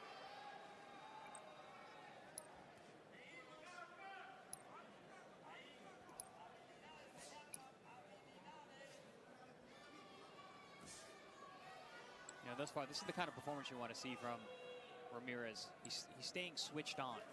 He has a guy in front of him that he's having his way with, but he's still dialed in. You see his eyes are open. He's changing levels. He's looking for his positions.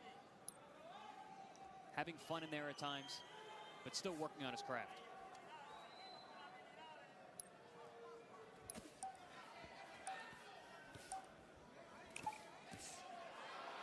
The left hand coming right back at him again. And whenever Benitez gets a little too saucy, Ramirez cracks him to the right with the left hand. No, he got saucy there.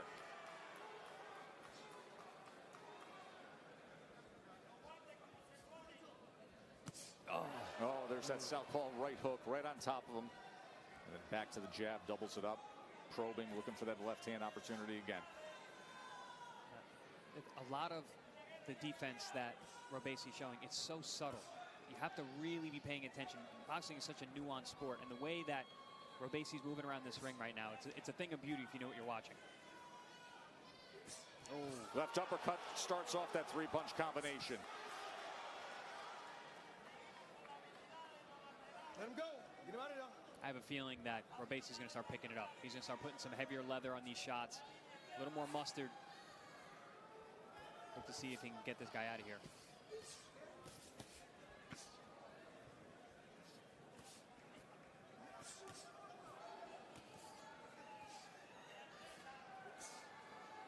Teofimo Lopez will be coming up next, his world title fight.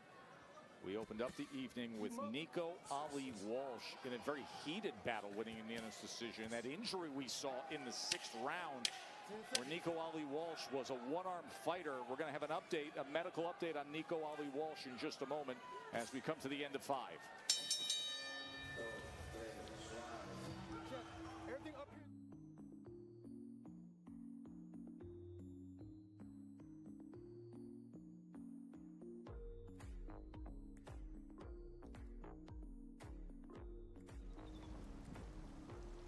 Slayer.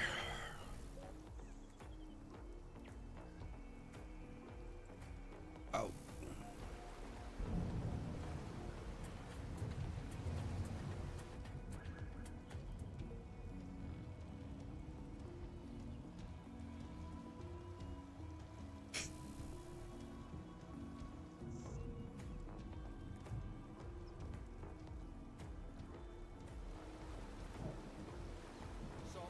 tonight with Nico Ali Walsh, Muhammad Ali's grandson, was very unique. Look at his left shoulder. He's actually trying to pop it back into place. This was in the final round of his unanimous decision victory against Sona Akali. The update is that the doctors were able to reset Nico's dislocated left shoulder, and he is headed to the ER now for a follow-up. But that was a very unique circumstance we saw in that final round. Yeah, I mean, heavy drama. I mean, Okali was putting on a good performance toward the end. That fight was coming on strong. Ali had the cushion of that knockdown from round 3, but yeah, that's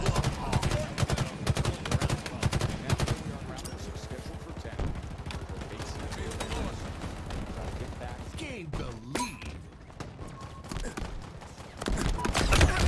After losing his belt to Rafael Espinoza, rematch will be set.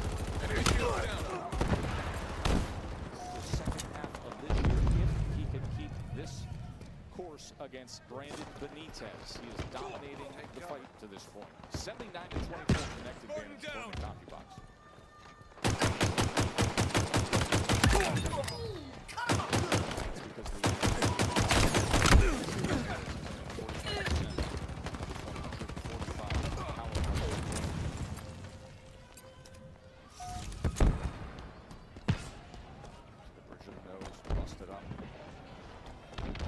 Featherweight division has been as worthy champion.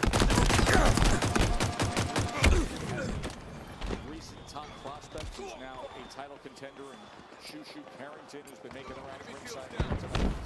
Oh, big counter over the top. Whole counter with the left hand. As Benitez rushed in, fell forward, a little bit off balance, and Robesi made him pay for that.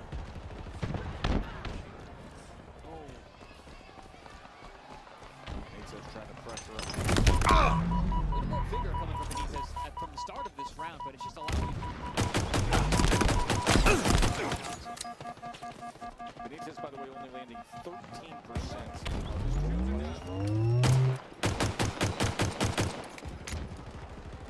He's spirited. He's Good old-fashioned takedown. Oh, there's a gap there. Yeah.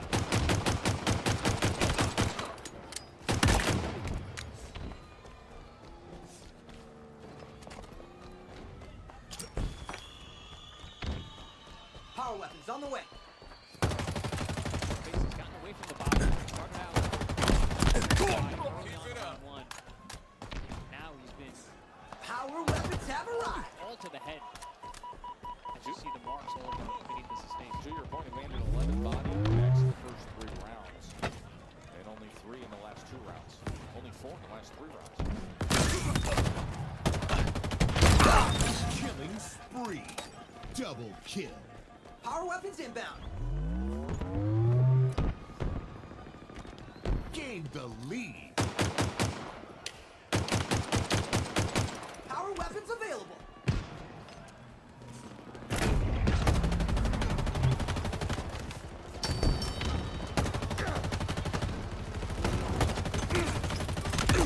Hostiles down. And not getting up. No scope. No scope. Double kill.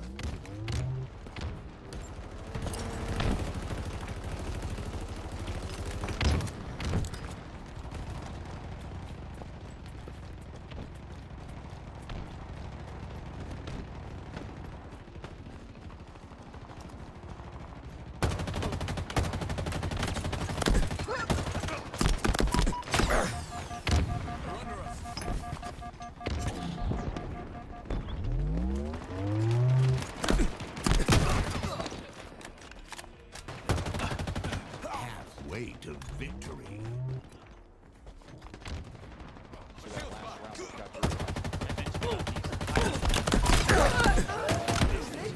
Stepping outside, taking a little shot on the hip, not even a legal blow, and landing right in perfect position to land that strafing left hand across the face of that damaged nose of Benitez.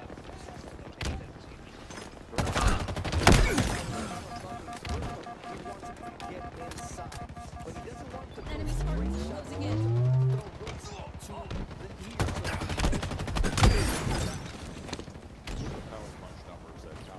Enemy shield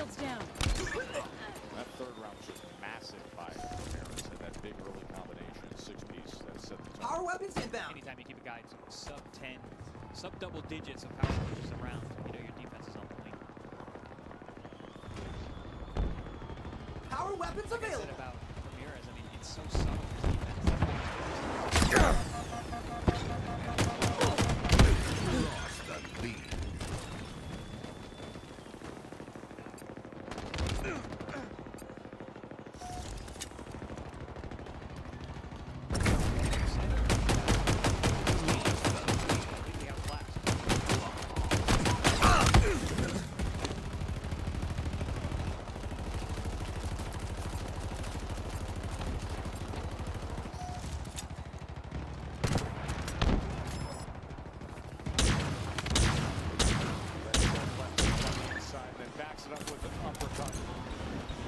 Damage here halfway through round 7.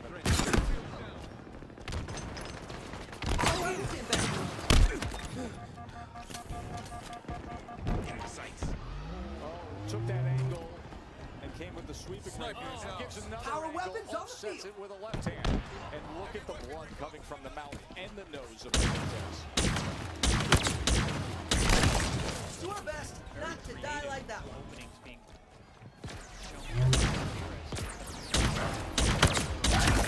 Let's never be on the other end of this gun. Short left hand uppercut on the inside again.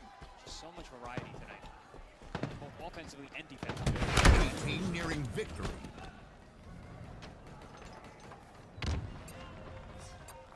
Oh! Great uppercut! What an uppercut! Oh, the champ says, I'm back, folks!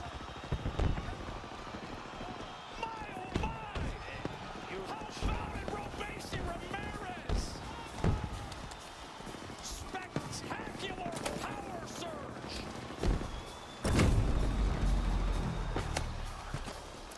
5 minutes Tess, remain. I was just about to say, Gain the only thing lead. missing is a spectacular finish. And right on cue, boom.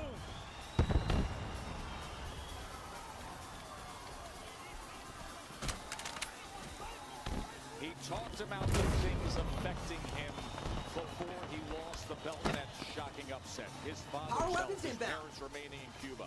He said now he's focused, he feels great, and he's got to get back where he deserves to be. And that is fighting for what was his title. The rematch with Espinoza will be coming your way. And boy, did he look great tonight. Chris, take us through it. I mean, we were talking about the variety, both offensively, defensively, the subtle movements. Plasma grenade, bang! Nothing subtle about that. Huge uppercut, splits the guard. Benitez is coming forward, dips down, never seen the shot coming. Right on the money, goes down like a ton of bricks. Bang, splits the guard. Takes it just like he was all night long. This was all fundamentally perfect from beginning to end for Mason Ramirez. There was extra sugar on that eye candy. Look at this. Oh, look at the legs. Look at the just gone. There was no getting up from that. Do you like uppercuts? Do you like them? Because you just got served one. That's an all-timer. And did you watch the body of Benitez just Defeat. Robesi Ramirez serving up the eye candy with the uppercut. Benitez was game, completely outclassed, bloody, battered, bruised, and went head dispenser in the end as Ramirez just lifted his head to the sky with that uppercut. Man, oh man, was that something. Take us home, Mark Chinook. Ladies and gentlemen, here inside James L. Knight Center in Miami, this bout comes to a conclusion at 2 minutes, 46 seconds of round number 7 for your winner by knockout. And the new NABO featherweight champion, Robesi El Tres Ramirez. I'm here, brother. Bernardo, take it away, my man. Robesi, ya que estamos aquí festejando con el tren, you're celebrating like the choo-choo train. You ran him over, lo arrollaste al final. Ismael Salas said tonight is about technique over power, but then that came. Ismael Salas me dijo, hoy es más técnica que poder, pero después llegó el final. Dinos cómo fue. Mira, realmente Salas, para nada es un secreto con un estratega, para mí el mejor del mundo.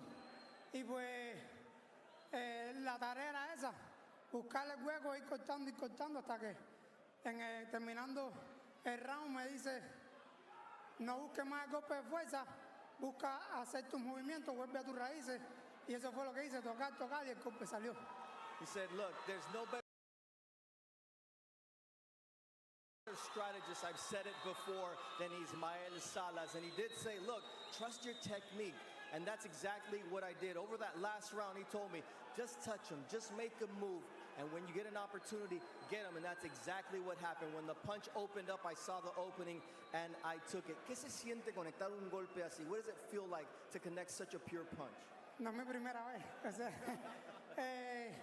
se siente bien porque cuando tú das el golpe que vea al oponente caer, es señal de que el trabajo está hecho, que hicimos buen trabajo y que salió al final arriba del ring.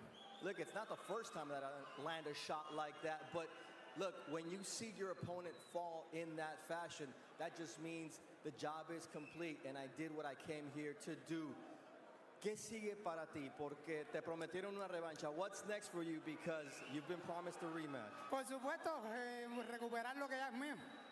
Recuperar ese campeonato, ir por la revancha por Ismael, por Rafael Espinosa, y si no es él, cualquiera de los campeones, aquí estoy. He says, look, ultimately my goal is to unify the belts, but first I gotta get a belt. So if I get that rematch against Rafael Espinosa, that's job one, and then I have the opportunity to look forward to unifying. Shushu Carrington estuvo en la última pelea, como estuviste también la de Divino Espinosa. ¿Es un peleador que tienes en el radar? ¿Es Shushu on your radar yet? Bueno, Chucho está aquí, creo, lo saludé ahorita. Es un gran exponente en la división, un gran peleador, un gran amigo, lo conozco en lo personal. Y pues, por supuesto, si en algún momento se da la pelea, pues ahí estaremos. Look, Shushu's a great friend of mine. As a matter of fact, I said hi to him just moments ago. And look, if he is on the list of opponents for me, I'd gladly take that fight. Últimamente, el mensaje para la gente que te iban a apoyar, porque hoy sí les diste el regalo. Last time you couldn't give them the gift, all the fans who came out to see you in your hometown of Miami. What's your message? Súper contento de todo mi gente de Cuba, lleno de banderas. Gracias siempre por el apoyo. Bien agradecido con ustedes. Y pues nada, que esta no va a ser la última, que los espero cada vez que yo pelee aquí. Muchísimas gracias, ¿verdad? I'd like to thank all the Cuban fans who came out here, all those flags that were here to support me tonight. This won't be the last time that I put on a great show for you. Joe, we sent it to you. 6 years after earning his freedom, defecting from Cuba, he scores a spectacular knockout with this uppercut that he just jumps into with everything he's got. Robeisy Ramirez, what a show closer. Speaking of showmen, Teofimo Lopez when we return. It's my world. Everybody else is living in it. And all about how they want me to lose, but I'm do for a win. The biggest lights, the biggest stage. Tends to bring out the best in this guy. Look at this.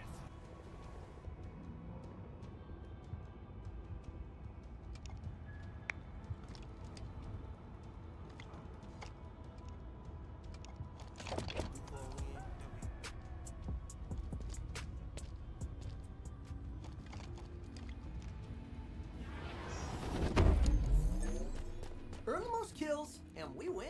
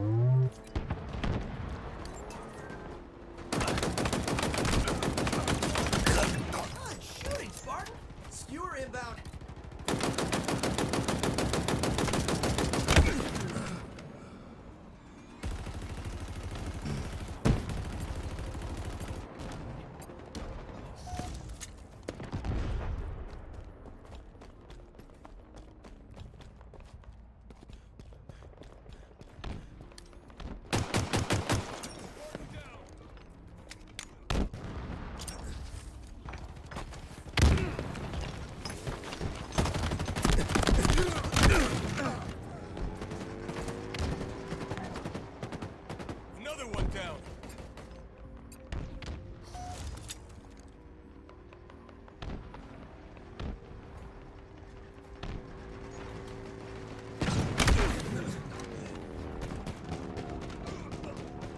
They're under us.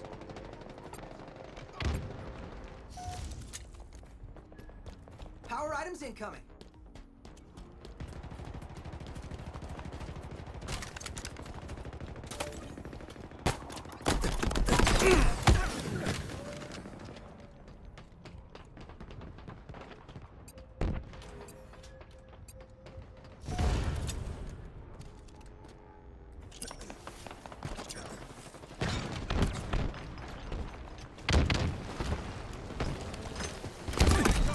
Plasma grenades obtained.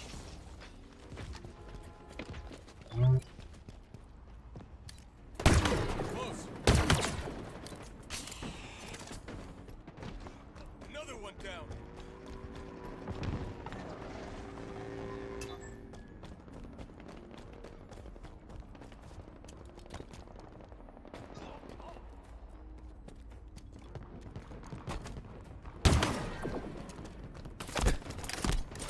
Power weapons on the way.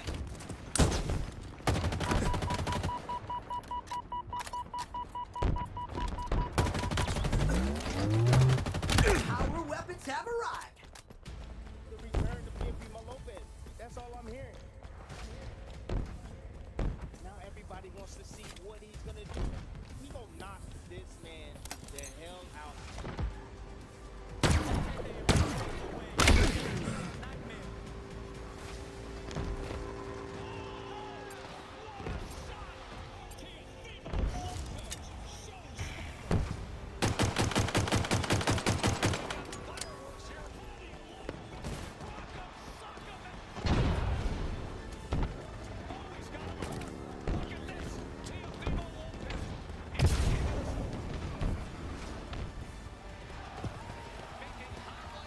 Enemy halfway to victory. Power items on the way.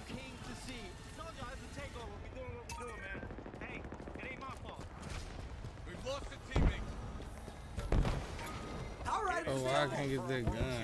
Fight from here in Miami, Top Rank Boxing on ESPN, presented by AutoZone. Teofimo Lopez in action in One of the greatest to play. Frank Gore ringside. True boxing. There is Xander Zayas. Xander Zayas, one of the most promising rising stars in the sport. Madison Square Garden. Heisman Trophy winner, Super Bowl MVP, and a boxing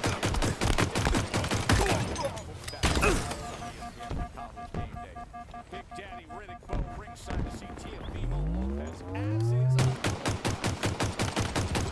discussed after that spectacular knockout by Robeisy Ramirez. There is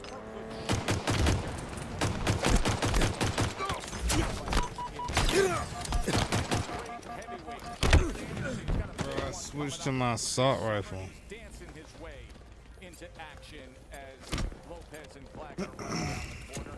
And Fernando Vargas, the former world champion, who tonight saw his son Emiliano score a first-round knockout.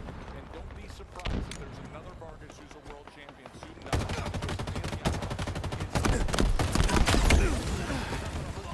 Pounds right now. Teofimo Lopez is now a two-division world champion. Of course, was a welterweight world champion, WBO junior welterweight champion.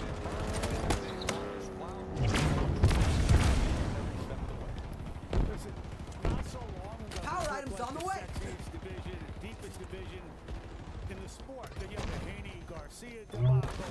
Subriel Matias was upset. There you have the new Power roster items on the of field. champions. Teofimo tells me he'd take Enemy this money team to nearing victory. fight Pitbull Cruz. I'd like to see that. In the meantime, though, it sounds like the biggest star in the division, the Lidio champ, Teofimo Lopez, more composed than he's been in a long time, has his foot out the 140-pound door.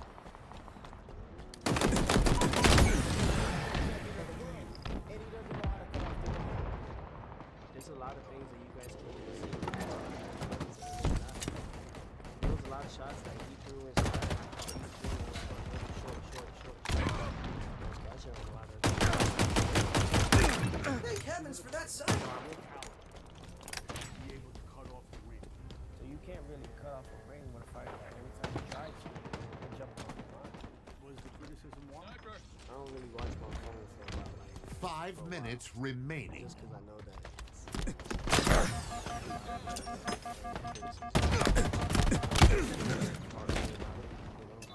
Are they champion? Elvis Rodriguez, Kenny Sanders, Raymond Murakami, and Claggett. Why Claggett? I chose Claggett because he's a natural 147 power.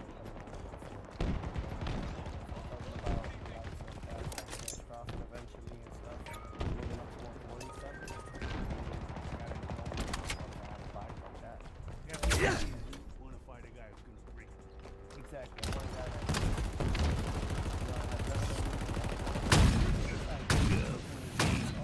there's a lot of upsets. Very sneaky.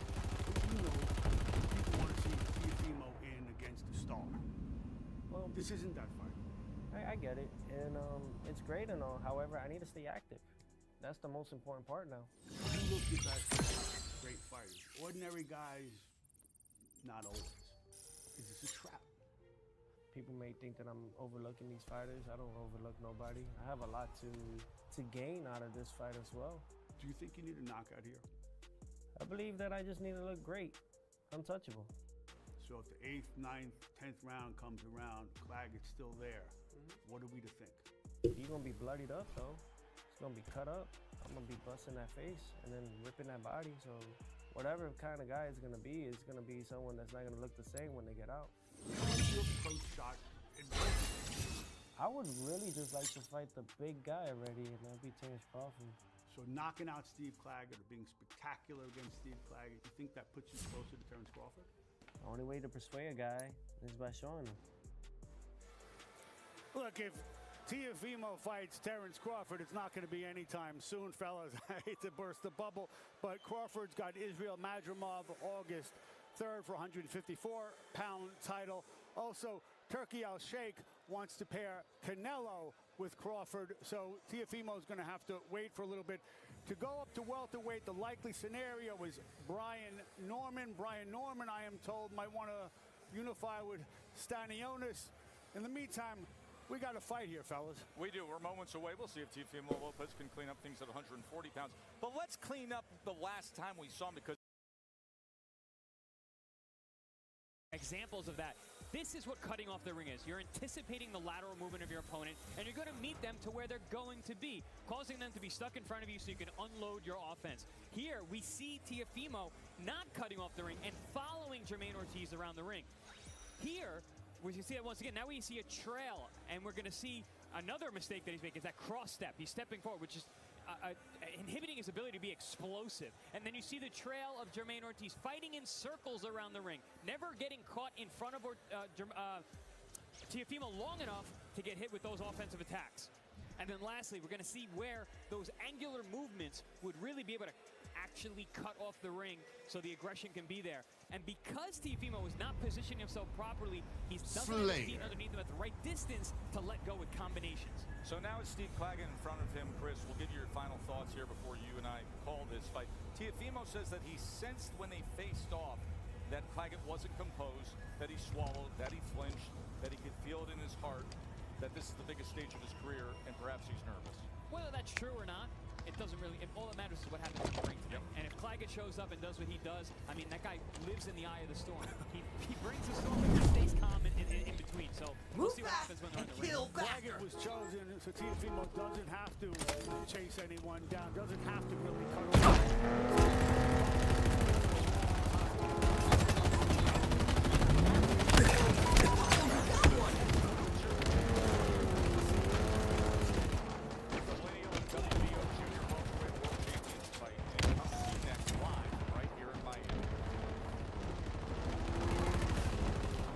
M41 Spanker available.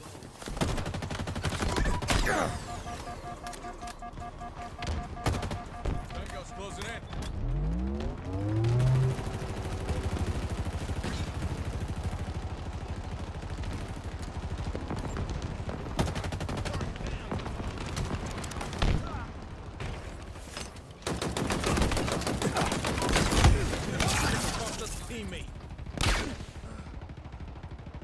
Dude should have been dead, man.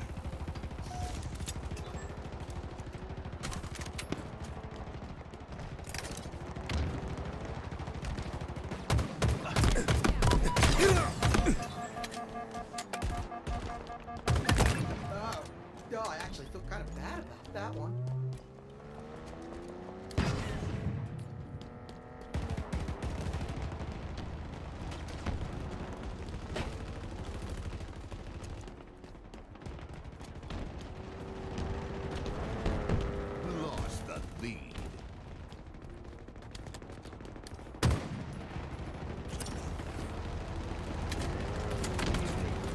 Gained the lead.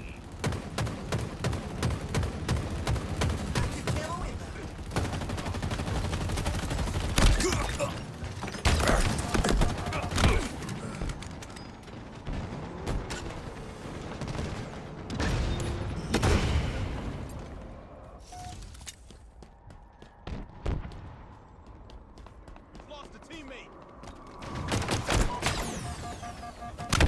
Lost the lead. Come on, man.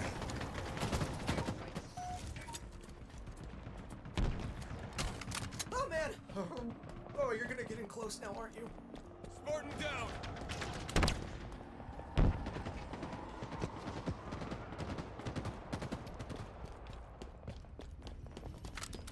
Your head down.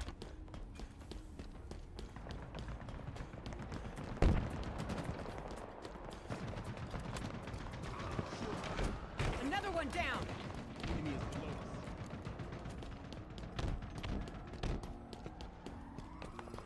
S7 sniper, inbound. Drop all fire.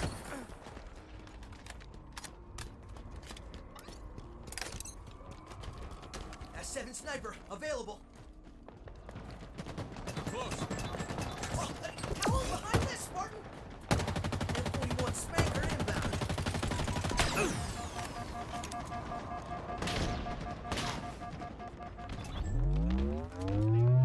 M41 spanker available.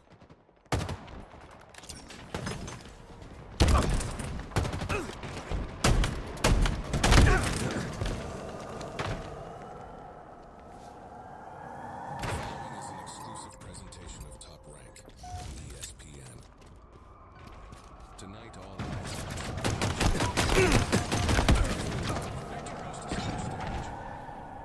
Enemy halfway to victory.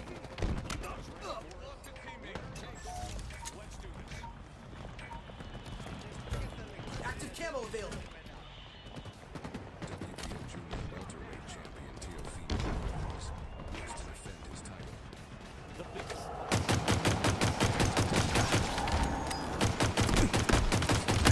Thank heavens for that sniper. Enemy there. You make those bullets sing, Spartan. Down there.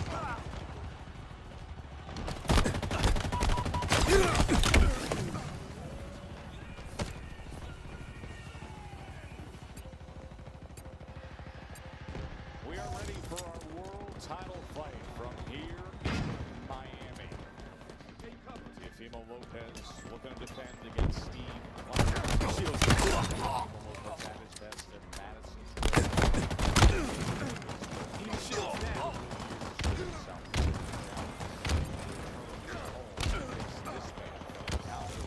Canada, Steve Claggett. His first world title challenge. It comes as a 15-year veteran. Put in all the work. He's had ups and downs. A good old-fashioned takedown. And he feels very confident and comfortable that he can apply his style, his fight to Teofimo Lopez, and pull off a shocking upset.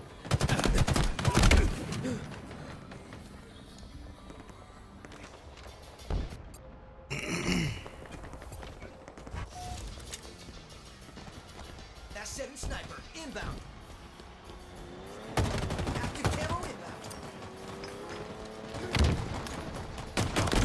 M41 spanker inbound. S7 sniper available.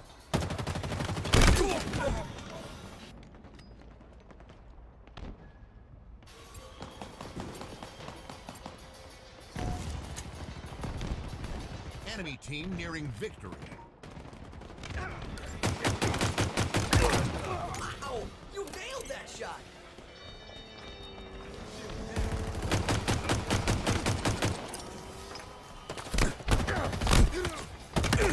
You're amazing, Spartan!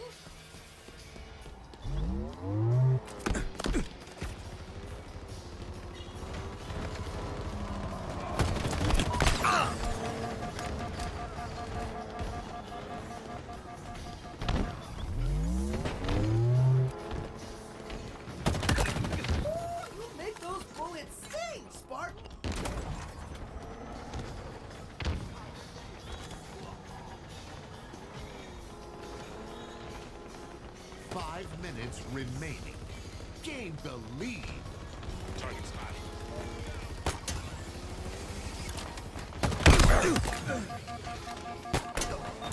Gain the lead.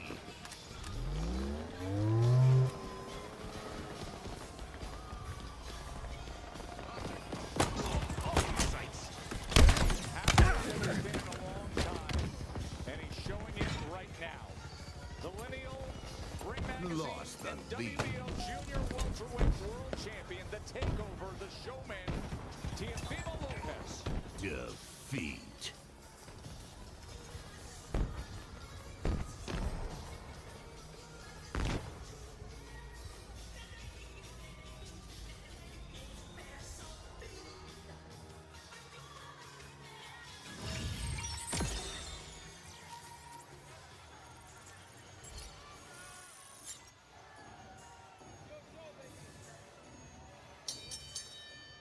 Ladies and gentlemen, welcome inside the James L. Knight Center here in beautiful Miami, Florida.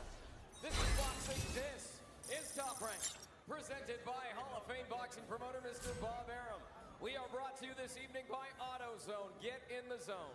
By DraftKings Sportsbook. Download the app now. By C4 Energy, energy that hits. And by Twisted Tea Hard Iced Tea. Keep it twisted. We are sanctioned by the Florida State Athletic Commission. Executive Director Timothy L. Shipman. Ladies and gentlemen, this fight is scheduled for 12 rounds for the Ring Magazine and WBO Junior Welterweight Championship of the World. Our judges at ringside: Lisa Giampa, Efren LeBron, Steve Weisfeld, and the man in charge at the sound of the bell is Mr. Luis Pabon.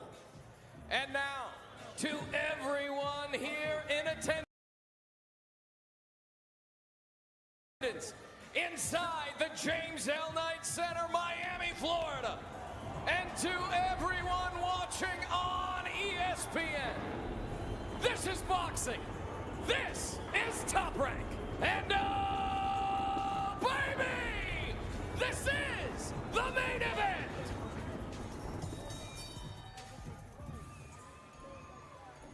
Introducing first, out of the blue corner, presented in association with Eye of the Tiger, with head trainer Michael Gadbois. He weighed in at 139.5 pounds, wearing black trunks with red tiger trim. His record: 38 victories, 7 defeats, 2 draws, 26 of those victories coming by way of knockout. He is making his first attempt at a world title from Calgary, Alberta, Canada, Steve the Dragon Claggett!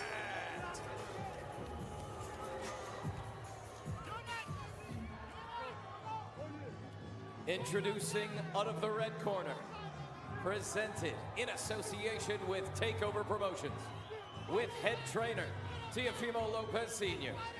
He weighed in at 139.4 pounds, wearing platinum with gold and royal blue. His record: 20 victories with 1 defeat, 13 of those victories coming by way of knockout. He is a 2-weight lineal world champion.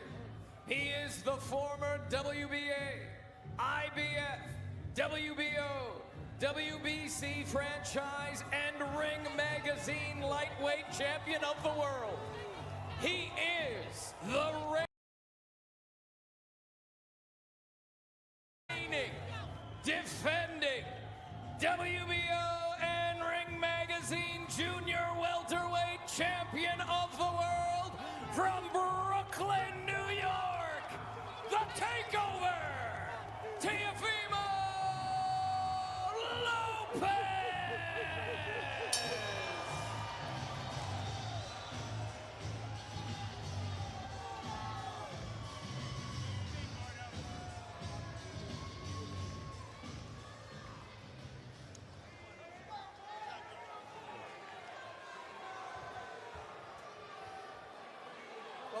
Come on. Okay, guys, I give you instruction in the dressing room. They're having a clean match, okay? Good luck. God bless you. Joe Tessitore and the man who once held this WBO Junior Welterweight World Championship belt, Chris Algieri, on the call ringside. Chris, I want to get back to a couple points of conversation about this fight that we discussed earlier tonight, but specifically Teofimo Lopez. As you saw that ring walk, you saw the joy, you saw the happiness, the bounce in his step. When he has been at his best, the week of the Josh Taylor fight, it was complete chaos where there were so many doubters with some of the behavior out of the ring. That is not what we've seen this week. Yeah, I was actually a little concerned. I mean, the Lomachenko fight week was very similar. It was mayhem. It was chaotic. And it seemed that that's when Teofimo does his best work. And this week he's been very calm. I wonder if he is going to be switched on tonight. Now, the other point is you say don't dismiss Steve Claggett. There are reasons why he could be a live dog and make this a more challenging night than many expect against Teofimo. And we're seeing it already. He's already been able to pin Teofimo across the ropes a few times. He's got kind of frantic motion. He's getting inside. He's not getting hit with any big shots yet. And the way to beat a counterpuncher is to overwhelm them with volume. That's exactly what Claggett does. Teofimo getting out to the left. Claggett staying on top of him. Claggett's the kind of guy. Right hand to the body. Claggett's the kind of guy who wants to put his head on your chest and bang away with both hands. Averaging 100 punches a round. Well, when it comes to CompuBox superlatives, look no further with Steve Claggett than what he did in November of 2023 in a fight when he produced 512 total connects and 417 landed power shots. Now, I know not everybody are boxing geeks out there like us on this crew, but the 500 total connect club, that is a line that you cross. That's rare air, Chris. Very, very rare group of people to get there. I mean, that's super impressive. Did that recently. Also, he's 35 years old. He's still throwing those numbers. And even tonight, I mean, he's landing more, especially with the jab, than I would expect this early on. Staying tethered to Teofimo as he follows him right into that neutral corner. Of Claggett, which I don't think is a good idea. He's going to have to beat the volume with power.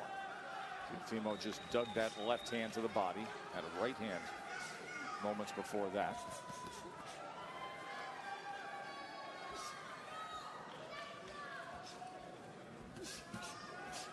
Goes underneath, thrown between the punches, a right hand to the body again from Teofimo as he looks to probe underneath.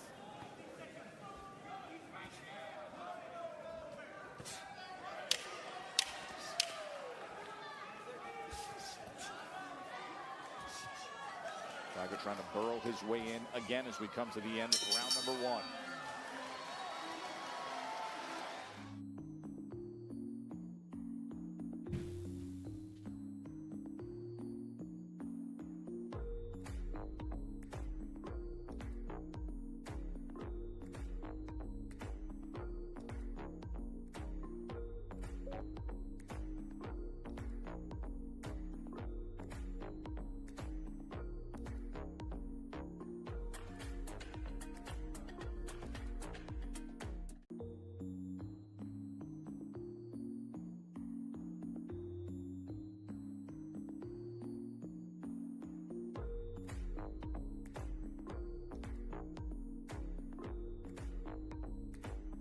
Steve Claggett, his first ever world title challenge. We mentioned the 512 total punches connected on.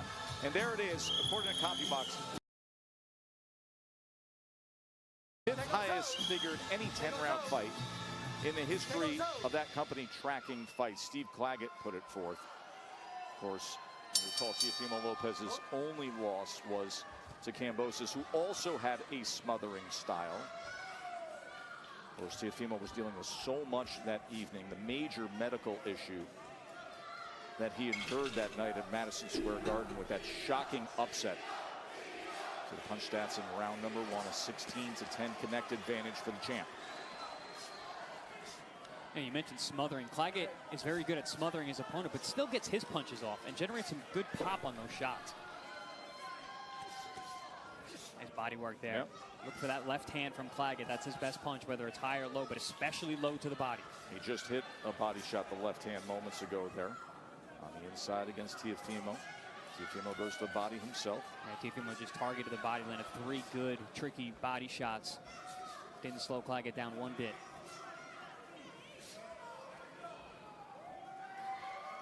Already starting to see a little bit of frustration. Teofimo not comfortable with the fight being fought at this distance. He's going to have to get some respect and hit Claggett with something that makes him think twice. There's a left uppercut from Teofimo as Claggett remains right on him, pinned against him and throwing punches. Ooh. Sweeping wide right hand from Teofimo. Now able to draw him straight back, trying to create space. Claggett just walks right with him. He's going to stay in that pocket and just keep throwing punches as best he can. Another thing about Claggett, you know, a guy like this, you wonder, can he take the shots? Well, he fights like this all the time, so he's going to get hit. So he is very sturdy. Been stopped once in his 7 losses. His record's 38-7-2 in his 15 years. But more recently, he's been better on the back end of his career. He's on a 9-fight win streak, and 7 of those 9 are by knockout. Here you see some nice footwork from Teofimo to get out of that corner. But Claggett staying glued to Teofimo, even with right that hand. Good right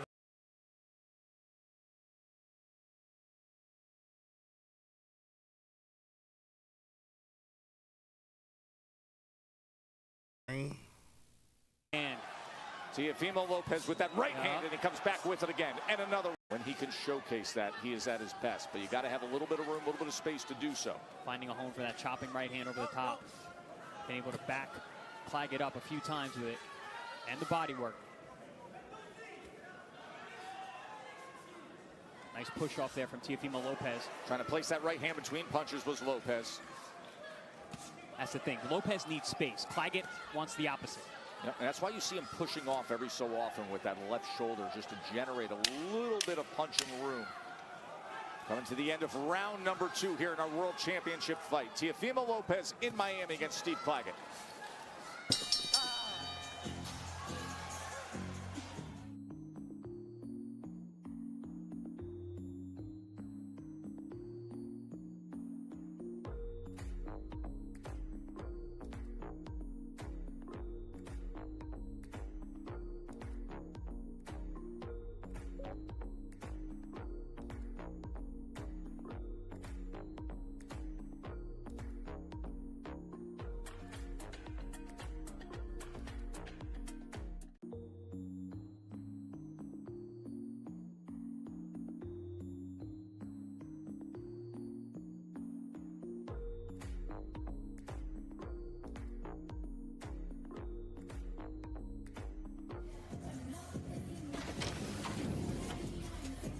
AutoZone.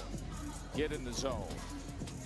Beautiful weekend here in Miami. We are at the James L. Knight Center right on the Miami River in Brickell, which, if you blink, another skyscraper just went up.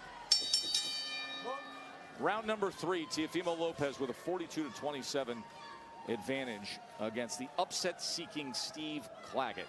Total punches through round 2. Claggett, as is always the norm, throwing more than his opponent, but the effectiveness only landing 18%. That's an interesting stat, though. It's not much more. He's forcing Teofimo to punch much more than he's used to. Teofimo's not that busy normally. Of course, Teofimo Lopez is trained by his father. What are they saying, Bernardo? Yeah, his father wants Teofimo to work the body. That's going to be the key, but he's got to stay busy as well. Had a moment of success to the body in that last round. Yeah, he did. He focused on it after Claggett landed a good left hook to his liver. I think what Teofimo really needs to do is he needs to use those cuffing shots, whether it's the right cuffing hook and then slide out to his right, or that leaping left hook that we saw a few moments ago and then slide out to his left. He has to corral Claggett and not get stuck in these positions right here. Good level change there from Teofimo, creating openings. Nice uppercut. There's a right hand by Claggett. Teofimo gives an angle out to the right. Good body work. 2 left hands to the body. Teofimo gives him one back with a right hand to the body and 3-punch combination. Dead center on that. Remember what I said, Tess. Teofimo's now taking the power off. He's trying to match the output. He's not. Good uppercut. Nice uppercut. That got a little funky leg. from Claggett as he came forward. Good uppercut landed here in the midst of round number 3 from Teofimo Lopez. And I'm sure what a pleasure it is for Teofimo Lopez to just not be opposite Jamaine Ortiz right now. Jamaine Ortiz, who was just the total opposite stylistically and strategy-wise of Steve Claggett. Rarely engaging in the fight. Teofimo struggled to cut off the ring, and now he's got a guy right in front of him coming forward throwing punches. I don't think anyone who's ever shared the room with Claggett has had trouble finding him. Nope, you're not going to worry about that. No, he plants his head on your chest and goes to work. Oh, Teofimo right punching between punches again. Claggett landed the right hand, but Teofimo got the best of it. 3 jabs in a row, body work, left uppercut. Teofimo straight right hand, splitting the guard, finding success here. Teofimo listening to his father's instructions. He's targeting that body, and you're starting to see he's starting to be a little more physical. He's creating space. That's exactly what Teofimo needs to find his power like that. Right uppercut again, wraps around with the right hand. Yeah, I foresee those uppercuts from Teofimo paying off big dividends as the fight goes on. Touch him with the left uppercut.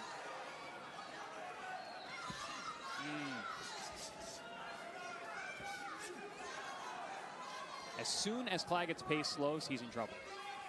He will not be able to keep Teofimo off him. No, and then his only defense is going to be the outrageous, outlandish, volume punching offense. But he has to take so much damage in order That's to do correct. Big finish for Teofimo.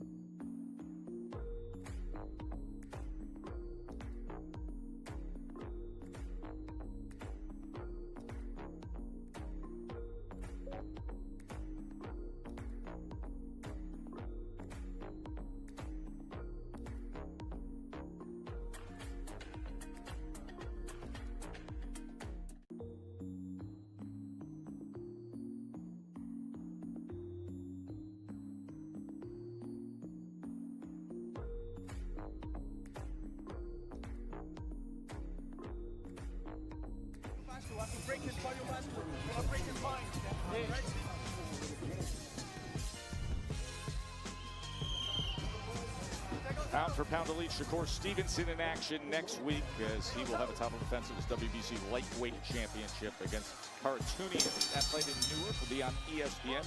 O'Shaquie Foster defends his belt against Robson Conceição next week in the co-feature as well. Let's go back to that uppercut in the 3rd round by Teofimo Lopez, Chris. Yeah, I mentioned last round that those uppercuts are going to pay dividends as this fight wears on. Here's Teofimo setting up, doubling up the right hand, over and under. Great move against someone who tries to put their head on your chest. Over and under. Great execution there by Teofimo Lopez. Got a little bit spaced last round. Bernardo, what are you hearing in the corner of Steve Claggett? Remind you that Mike Marfa could not make the trip to the U.S., so Michael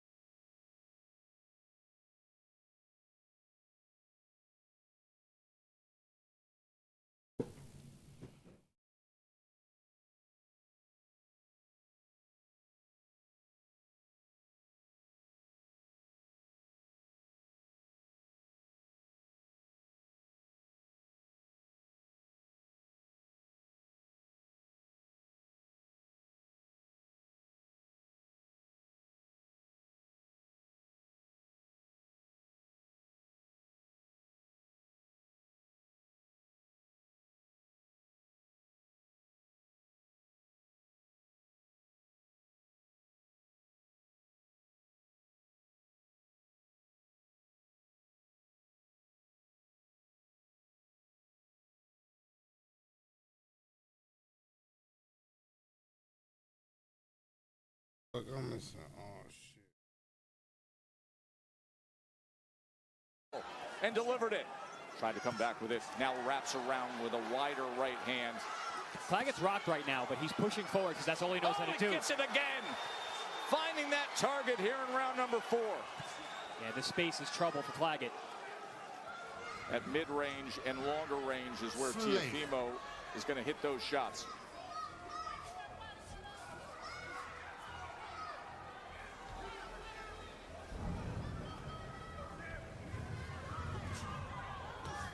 that's the longest I've seen in this fight where Claggett didn't throw a punch. Yes, and as you said, when he stops throwing is when he's going to be in trouble. Well, he found himself in trouble here in the past minute. Yes, as soon as his pace slows, this fight's going to change dramatically. 4-punch combination from Teofimo.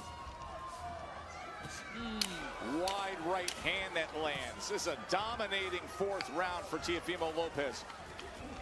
Goes to the body with a right hand.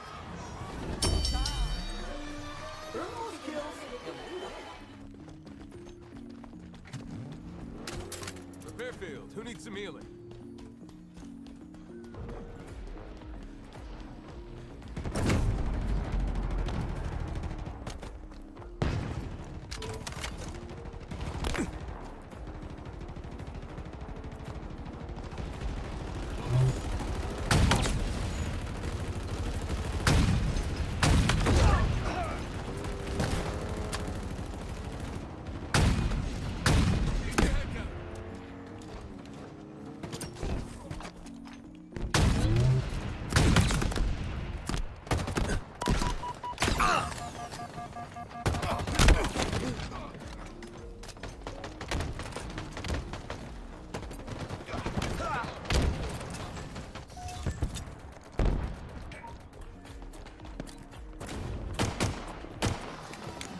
That was a very impressive fourth round for Teofimo Lopez.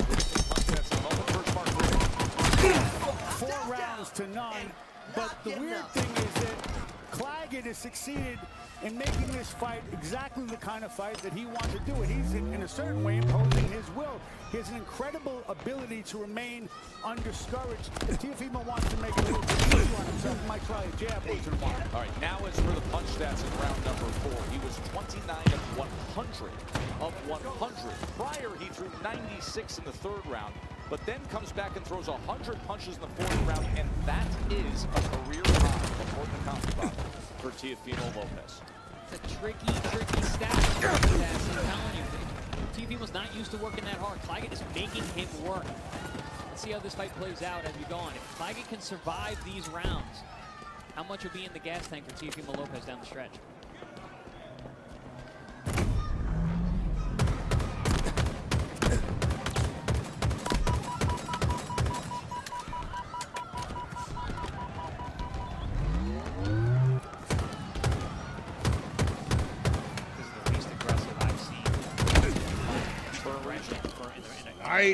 Minute. Level of competition changes the way you fight, doesn't it? This is the first world-class, world championship caliber opponent that he has faced. First time he's ever fought for a title. For a long time. Teofimo Lopez turned 11 years old. 6 weeks later is when Steve Claggett became a pro fighter. 35, he's 35. This kind of output, finding a very sharp.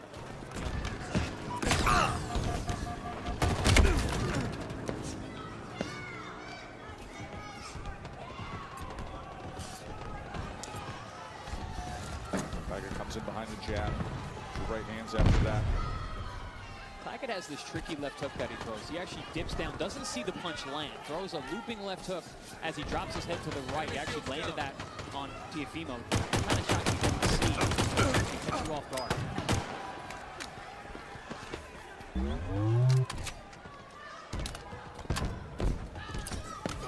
Teofimo's consistent body work played a major role in these last few rounds. A little bit of redness around the left eye of Teofimo Lopez. Yeah, Teo's one of those guys. He's got that skin that marks up, but also he's been getting touched up more than we're used to seeing him. 350 plus punches coming his way. No scope. That's what Teofimo needs to do. Once he creates that distance, make him run into that jab. Shoulders in the way as we come to the end of round number 5.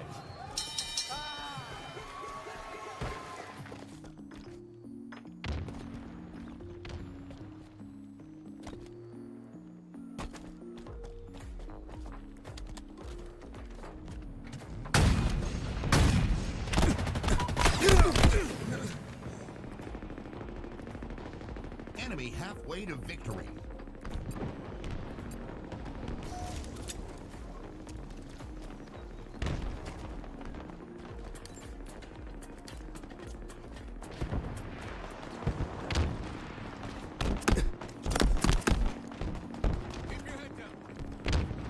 Power weapons on the way.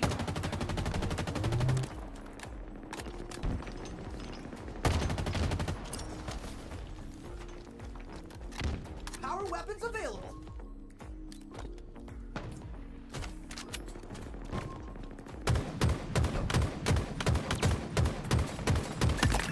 Good old-fashioned takedown. Big crowd in Miami to see the junior welterweight world champion, Teofimo Lopez. Now number 6, he has a 123-67 neck advantage, does Lopez. By the way, you notice on the score bug down in your left corner, a change for Teofimo Lopez. Obviously, he's U.S.-born, U.S. citizen. He has proudly displayed the Honduran flag, his parents from Honduras. And he has asked our production team to be represented with the Spanish flag for this fight. His grandfather, also Teofimo, originally immigrated from Spain. So he has requested that the Spanish flag represents him moving forward. Teofimo coming out here in round 6, using his jab pretty well, much better than he has in other rounds. Some stab jabs down low, getting low, getting high. Claggett trying to cut off the ring, but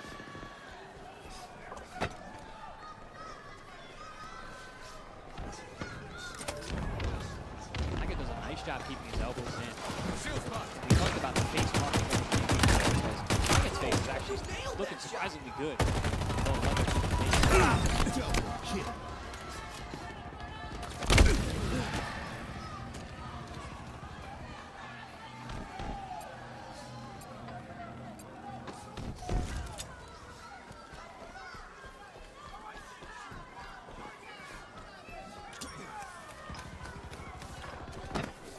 It ain't pretty, it ain't that effective, but he is imposing his will. The fight is being fought where he wants it.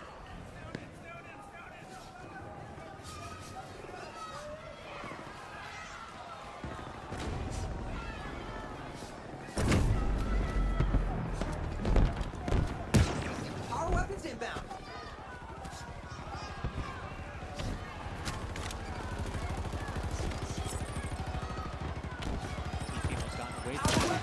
So effective these last couple rounds.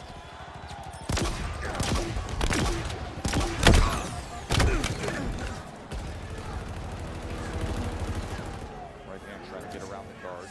Looking to go to the body. That hit that left elbow. Enemy team nearing victory. No question, the harder, heavier shots. No doubt. You can hear that Claggett's more of a death by 1,000 cuts type fighter, but I don't think he's landing enough for that. Hostile down and not getting up.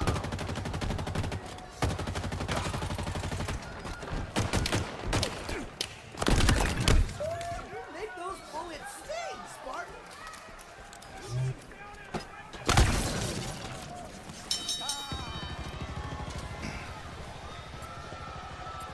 Well, you mentioned the uppercuts for Teofimo Lopez. Of course, we saw the big one do damage in the 3rd round. Take us through the night. Yeah, these uppercuts have been very, very effective. Gotten away a little bit in the last couple rounds, but here we see a nice uppercut. A lot of times you got a guy who has that high guard defense. He's blinded by these shots. As long as it comes straight up the middle, slides in between those elbows, splits the guard. That was an interesting double left uppercut. Not something you often see. But again, this is what Claggett makes you do. You take the power of the punches to try and match his output.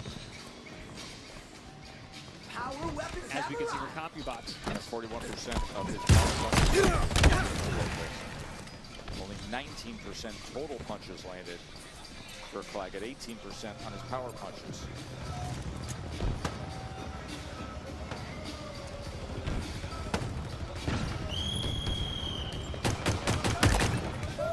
Make those bullets sting, Spartan.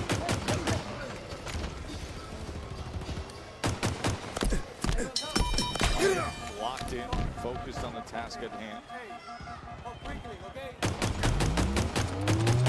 Thrown more punches than him to this point. The volume punching Swarmer has been out-punched by Teofimo Lopez.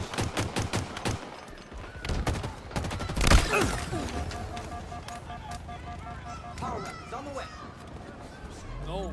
Right hand comes in from the champ. A few rounds ago, early on, Claggett had mentioned Teofimo's right hook. I don't know if he said that it hurt him or a shot. It was a topic of discussion in the corner of Claggett, is Teofimo's right hook. We saw a couple of them land very flush.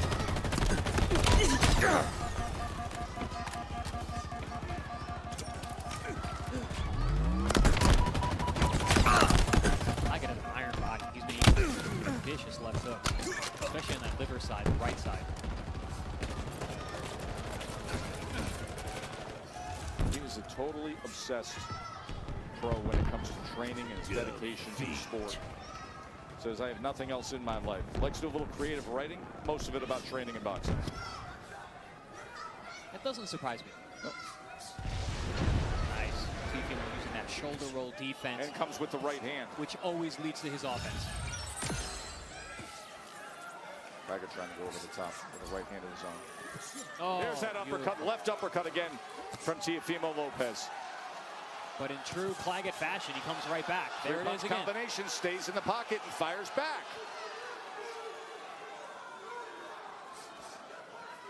You know where to find him, and he's not going away. And that's the thing. Teofimo cannot admire his work. He lands a big shot. He's got to keep his head moving because Claggett's going to throw. Clean fight, okay? Okay, stop, stop.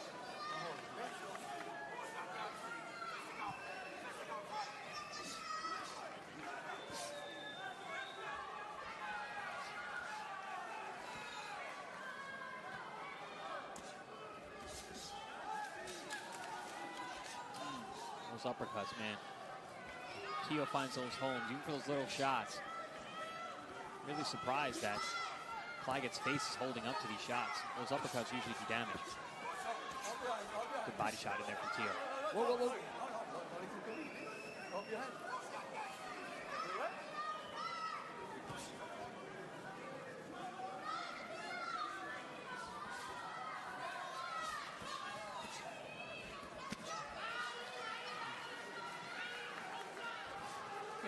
One thing that Claggett doesn't get credit for, he's just tricky enough. He's not getting hit really clean.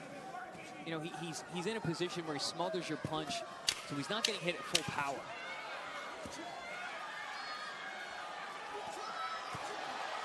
Sending him back. Oh, a big right hand. He's really digging in on this series of punches.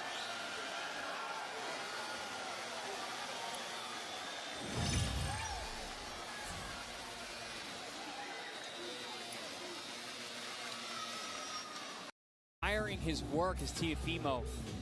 My coach used to say, don't wait for the receipt. Hit the guy and get out. He lands these good shots, and then Claggett comes right back, answers everything, even if he gets hit with a shot that hurts him. In that 7th round, Teofimo Lopez landed 38 connected punches. That is a high total for him tonight.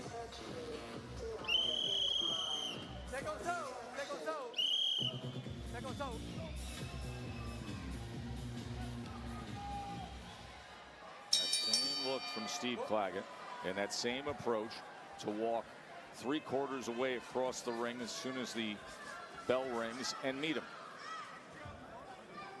The word that comes to mind is undeterred. Yes.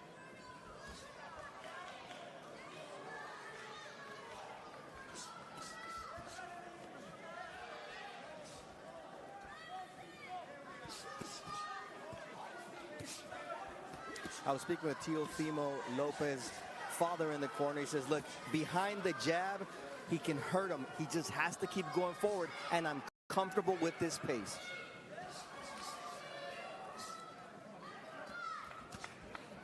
Right hand to the body again, wrapping around. Goes underneath, goes with the uppercut, left uppercut on the inside. Essentially what Teofimo's dad was saying is that behind the jab he can hurt him, meaning he needs to hit him with a shot he doesn't see. That's why the old 1-2 is so effective. The The jab will blind you and the right hand will hurt you. Claggett sees all these punches coming, or is in a position where he's smothering the power.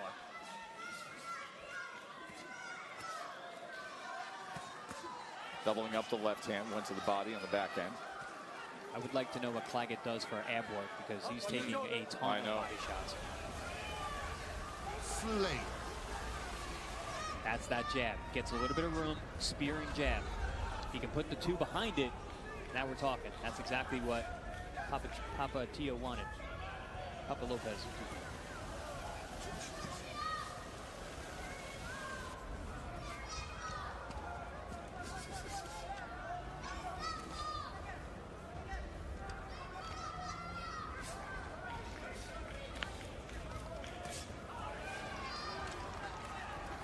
Oh, yeah, the legs. The legs of Claggett. Oh, big uppercut. Here comes the champ. This is where Teofimo is dangerous. Teofimo in control. Claggett in trouble.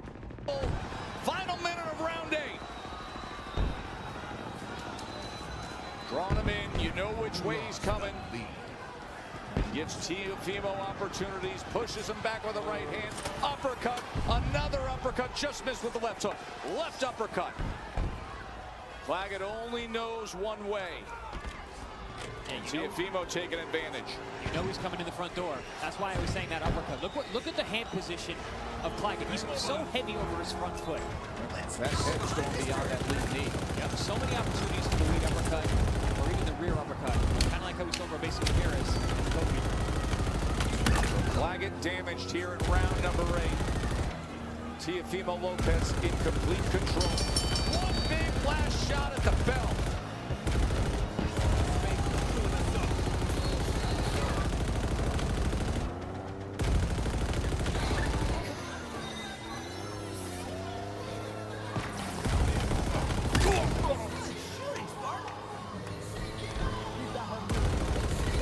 First time that Steve Claggett has taken a seat on the stool. George.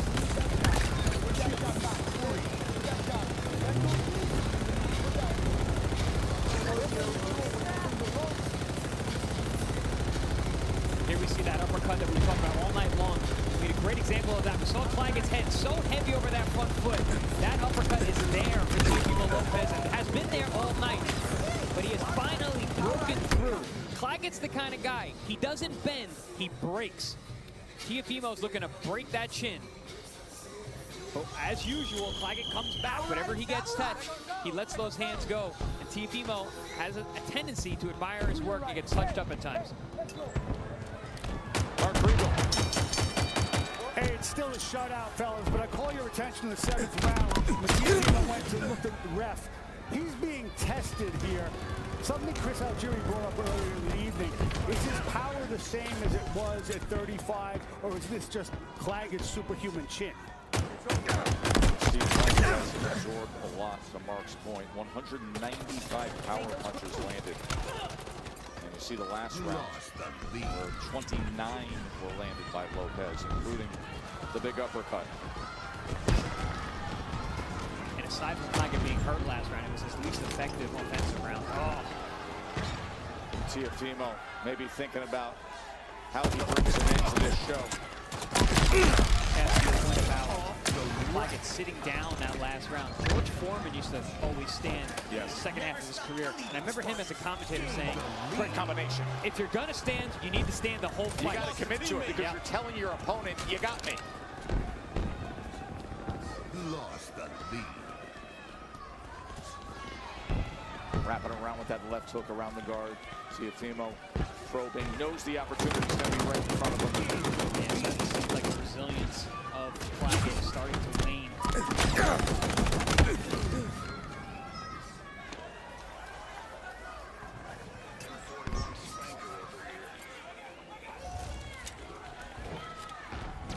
A lot of offense from Lopez tonight.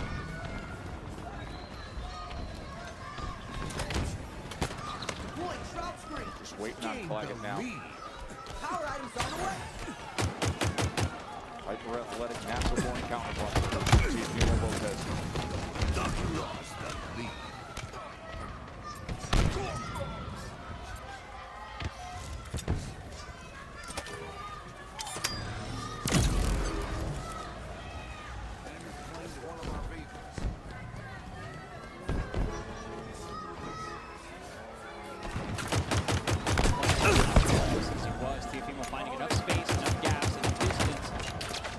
avoid these punches now, not getting touched up nearly as much as he has in past rounds, and has been able to land heavier, harder shots at a distance. Oh, good push off right hand. Create space and deliver.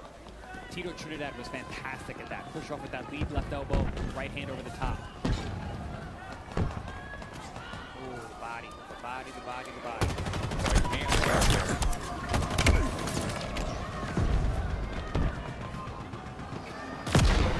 Just touching, see if something a little more substantial comes behind it.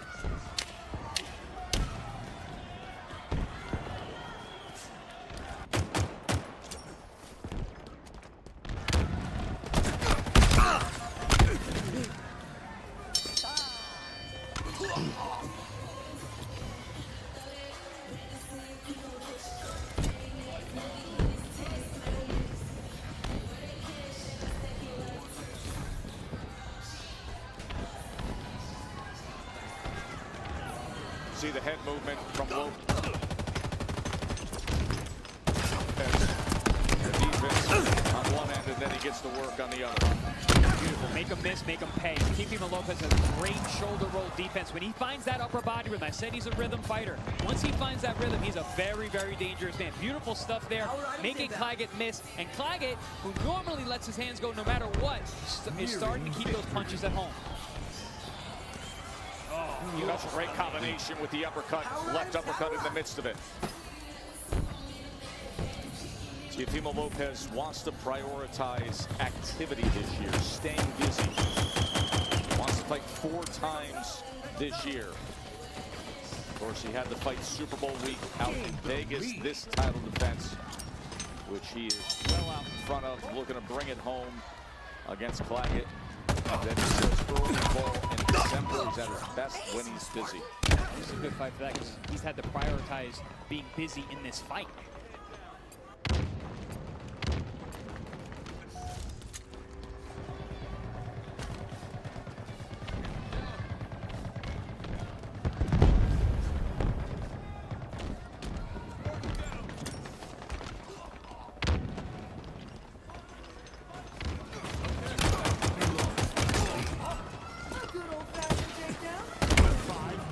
Remaining.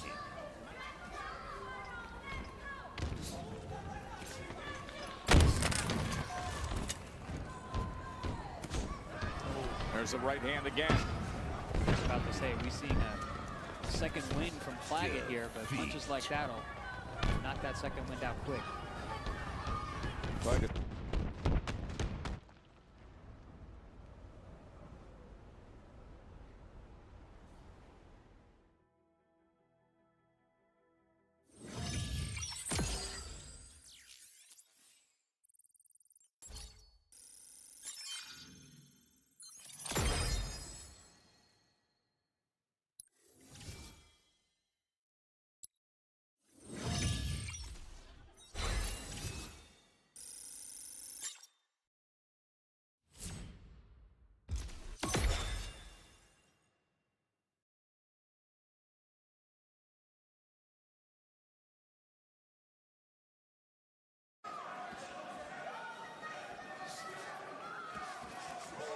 Good right hand from Claggett there.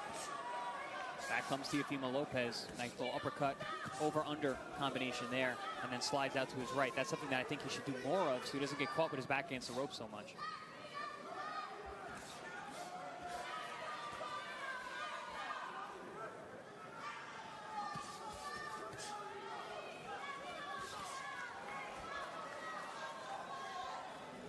Sid Claggett discussed all the years, all the work ethic, everything he had to put in just to get to this point. So you know he doesn't want to have any regrets, wants to be true to himself with his effort down the stretch. I don't think anyone's going to question his Nope, effort. not at all. His heart, his will, his conditioning. He came here in great shape tonight, otherwise he wouldn't be here.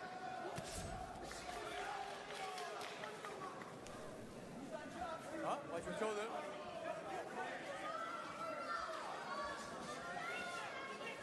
Just a little bit of swelling, more pronounced around that left brow of Teofimo Lopez.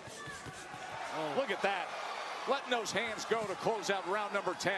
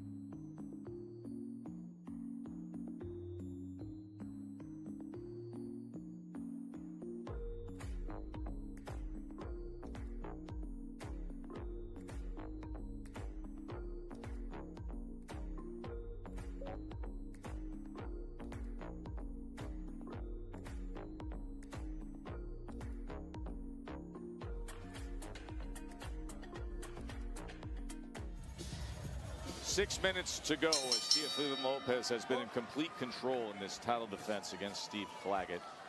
269 punches landed, 803 thrown. Those are both career highs for Lopez.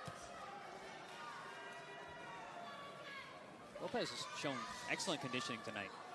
Big output, a lot of punches, big volume fight for him. Still looking sharp here in round 11.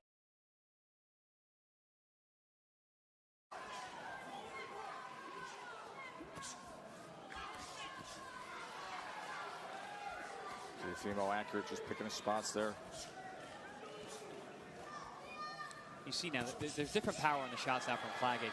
He's so uncomfortable and unaware if he's going to land the shots. He's taking some of the power off because every time he lets those hands fly, he gets touched up. Now we got blood from the nose of Claggett. That started to come about in the last round. Just ate another uppercut. It's about time. All the uppercuts he's been eating. Teofimo with such snap on his punches. Still, even here in the 11th round, with all the output and volume that he's put out tonight. He has a viper approach. He has velocity to create that power. Yeah, so twitchy, so springy. When he knows that uppercut's going to be available, Maybe now you see the power of the punches of Claggett. They're barely moving.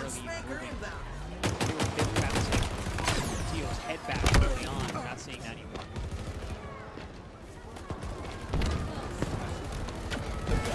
Right uppercut again. Again, it's like Teo Sr. said, I would love to see that jab. Teofimo Lopez right in behind him. Classic fundamentals.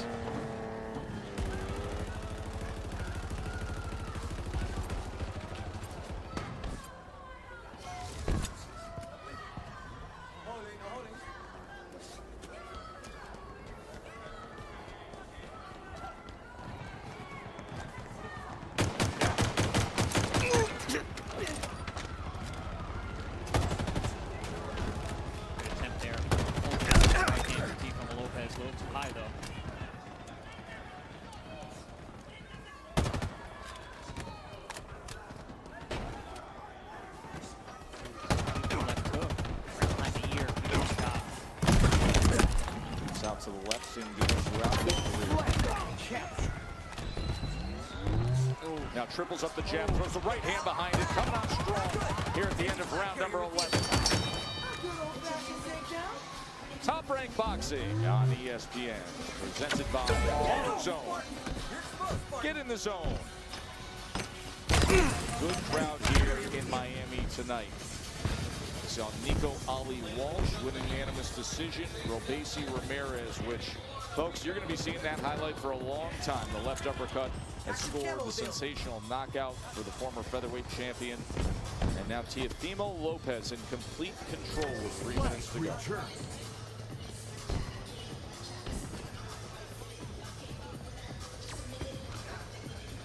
Enemy flag returned.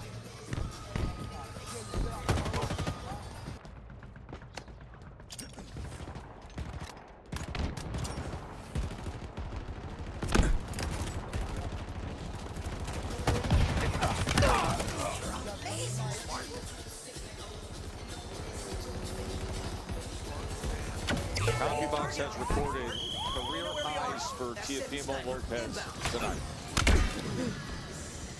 287 punches landed. He's also had a career high with how many he's thrown, 800.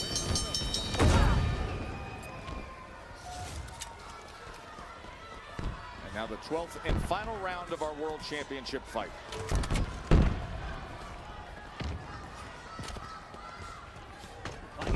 Oh, it's a right hand from Claggett. 3 hard left hooks right away, and then a good right hand on the end of that. Gonna go for it. Now's the time to do it. No, stop. F41 spanker inbound. Play. Capture. Tango's closing in. And out on your left. F41 spanker inbound.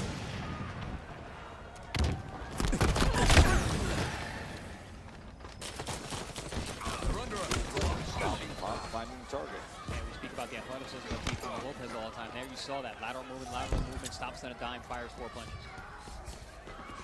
Active camo inbound. They've taken our flag. Enemy flag carrier revealed. The flag's ours. Oh no. Lost a teammate.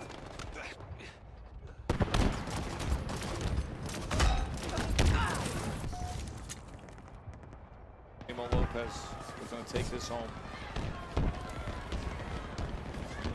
Yeah, unless Teofimo rocks him, I don't really see him going for the knockout. Anything extra.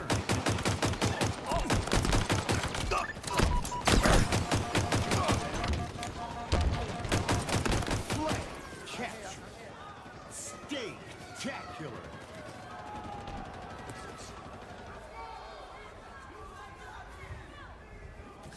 Another big right uppercut. Sends Claggett back for a moment. Nice taking and taking. That's a nice dip and rip right in between the elbows, up the guard, splits the guard. Claggett keeps coming forward, takes it well. Yes, he does. Iron chin from the Dragon, Steve Claggett. Ooh.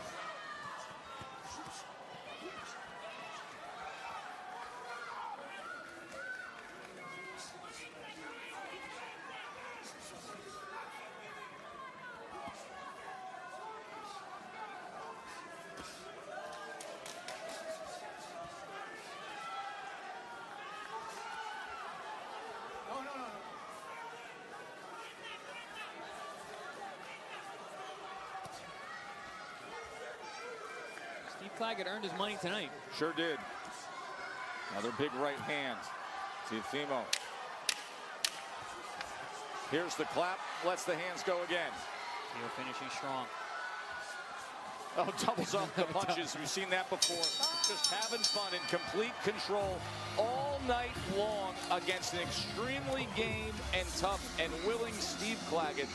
Outclassed, outpunched by Teofimo Lopez.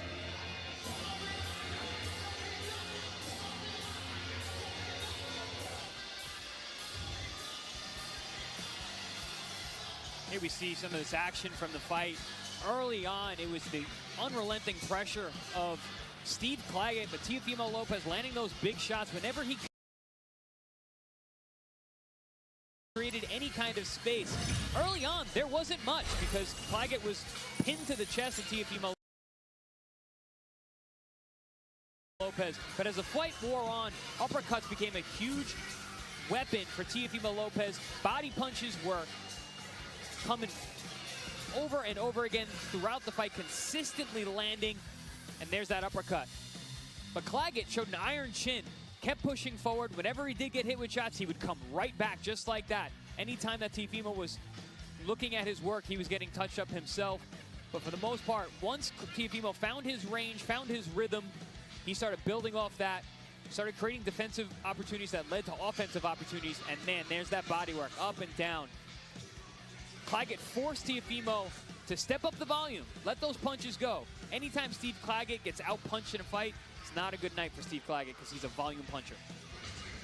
CompuBox numbers look this way. Record-setting night for Teofimo Lopez in terms of punches landed and punches thrown. Career highs for him. Mark Kriegel.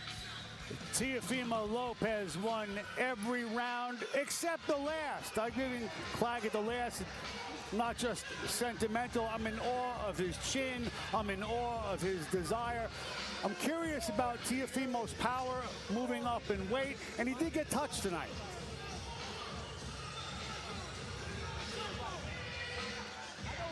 Good night of work for Teofimo Lopez. This division, junior welterweights, has changed dramatically in the course of even recent months. Chris. Yeah, 2 months ago, it was a completely different face on this division. Bunch of upsets, new players coming to the division. And Devin Haney now being listed as a champion in recess. Interesting to see what Teofimo Lopez does as he looks to unify. And of course, gave talk.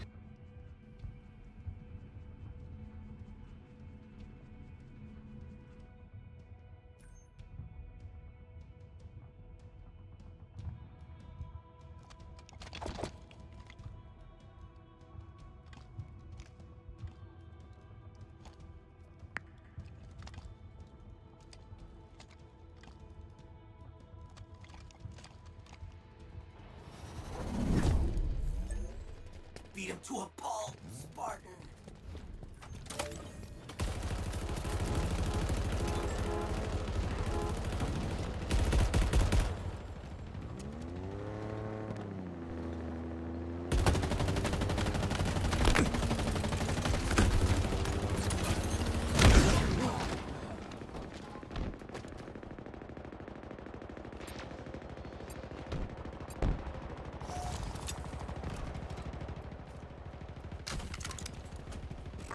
Unanimous decision. And still, WBO Ring Magazine Junior Welterweight Champion of the World. Takeover, Teofimo Lopez. Folks, we invite you to go over to the ESPN app, ESPN Plus, for the State of Boxing starting right now from Teofimo Lopez and all the analysis on this fight.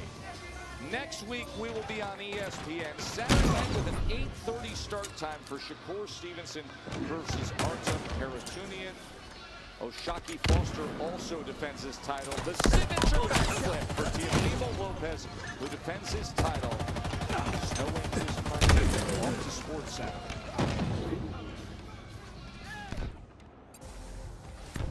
SportsCenter is on the air, but over on ESPN Plus pay-per-view, we're just moments away from the main event of UFC 303. Alex Pereira taking on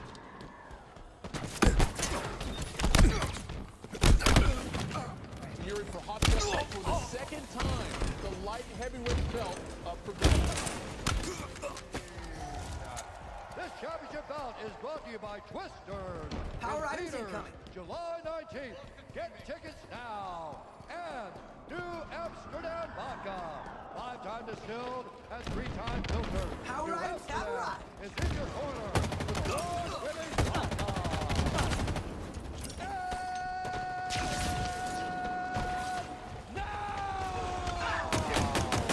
For those in attendance, UFC fans watching around the world, this is the moment you all been waiting for. Live from the T-Mobile Arena in Las Vegas, Nevada.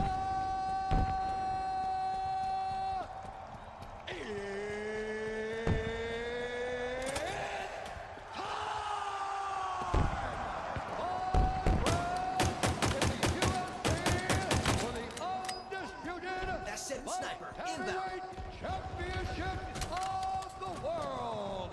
Introducing first, fighting out of the blue corner, a big Barcelona holding professional record, 30 wins, 4 losses, 1 draw. He stands 6 feet 3 inches tall, weighing in at 204 and 1/2 pounds. Fighting out of Brno, Czech Republic, presenting the former UFC light heavyweight champion and the #1 ranked UFC light heavyweight contender in the world, the challenger, Gigi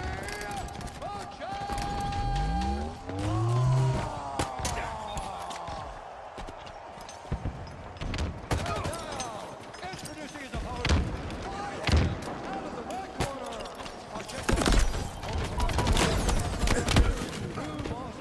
he stands 6 feet 4 inches tall, weighing in at 204 and 1/2 pounds.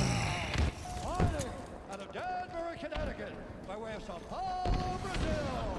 Presenting Power Riders on the field. reigning, defending, undisputed Make those moments UFC sing, Spark. light Off the heavyweight rack. champion. Right there is takedown. Poet time!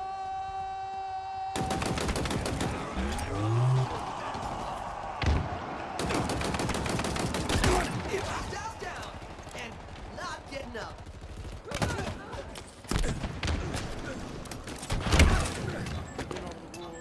Protect yourself at all times. Follow my instructions. We're going to have a clean fight. Touch gloves, let's do this. Those gentlemen just stared through each other for 4.5 minutes and Taking this live right now, ESPN Plus, Pereira entering the 7th edition of his light heavyweight belt. He's got a 7-1 mark in the UFC. You've lost a teammate. UFC, one of 9 multi-division champs in UFC history. Only fighter, though, to hold titles at light heavyweight and middleweight. Well, Peshanka, he's 4-1 in his UFC career. He earned this title shot by beating Alexander Rakic at the UFC 300. And with that, we say hello and welcome to SportsCenter. That's Stan Barrett. I'm Michael Eaves. We've got Asia Wilson doing something she hadn't done all season. We've got NBA free agency news, and also find out who's going to Paris represent Team USA. But Stan, we got to start on the Major League Diamond. Yeah, we apologize to those who thought they were getting a freebie on the fight. 0 chance. You can still get it at ESPN pay-per-view. Let's go to Atlanta. Quite a pitcher's duel there between the Braves' Max Fried and Pirates rookie Paul Skeens, who's been performing as expected after going first overall in last year's draft. Skeens came in with 6 quality starts and 8 outings in the majors so far, but this one didn't get off to a good start. Bottom of the first. No score. Skeens facing Jared Kelnick to lead off the inning, and Kelnick with a rocket for his 9th of the season. He's all fired up. Back. Grapple shot acquired. Back games in which Skeens has given up a leadoff home run. And the Braves out to 1-0 lead. We go top 6. Tied at 1. Michael Taylor up. Runner on second and 2 outs. 12 hit ball. But check out Adam Duvall on a warning track making the grab. And Fried, glad to have the help. 6 innings, 1 earned run, 4 strikeouts.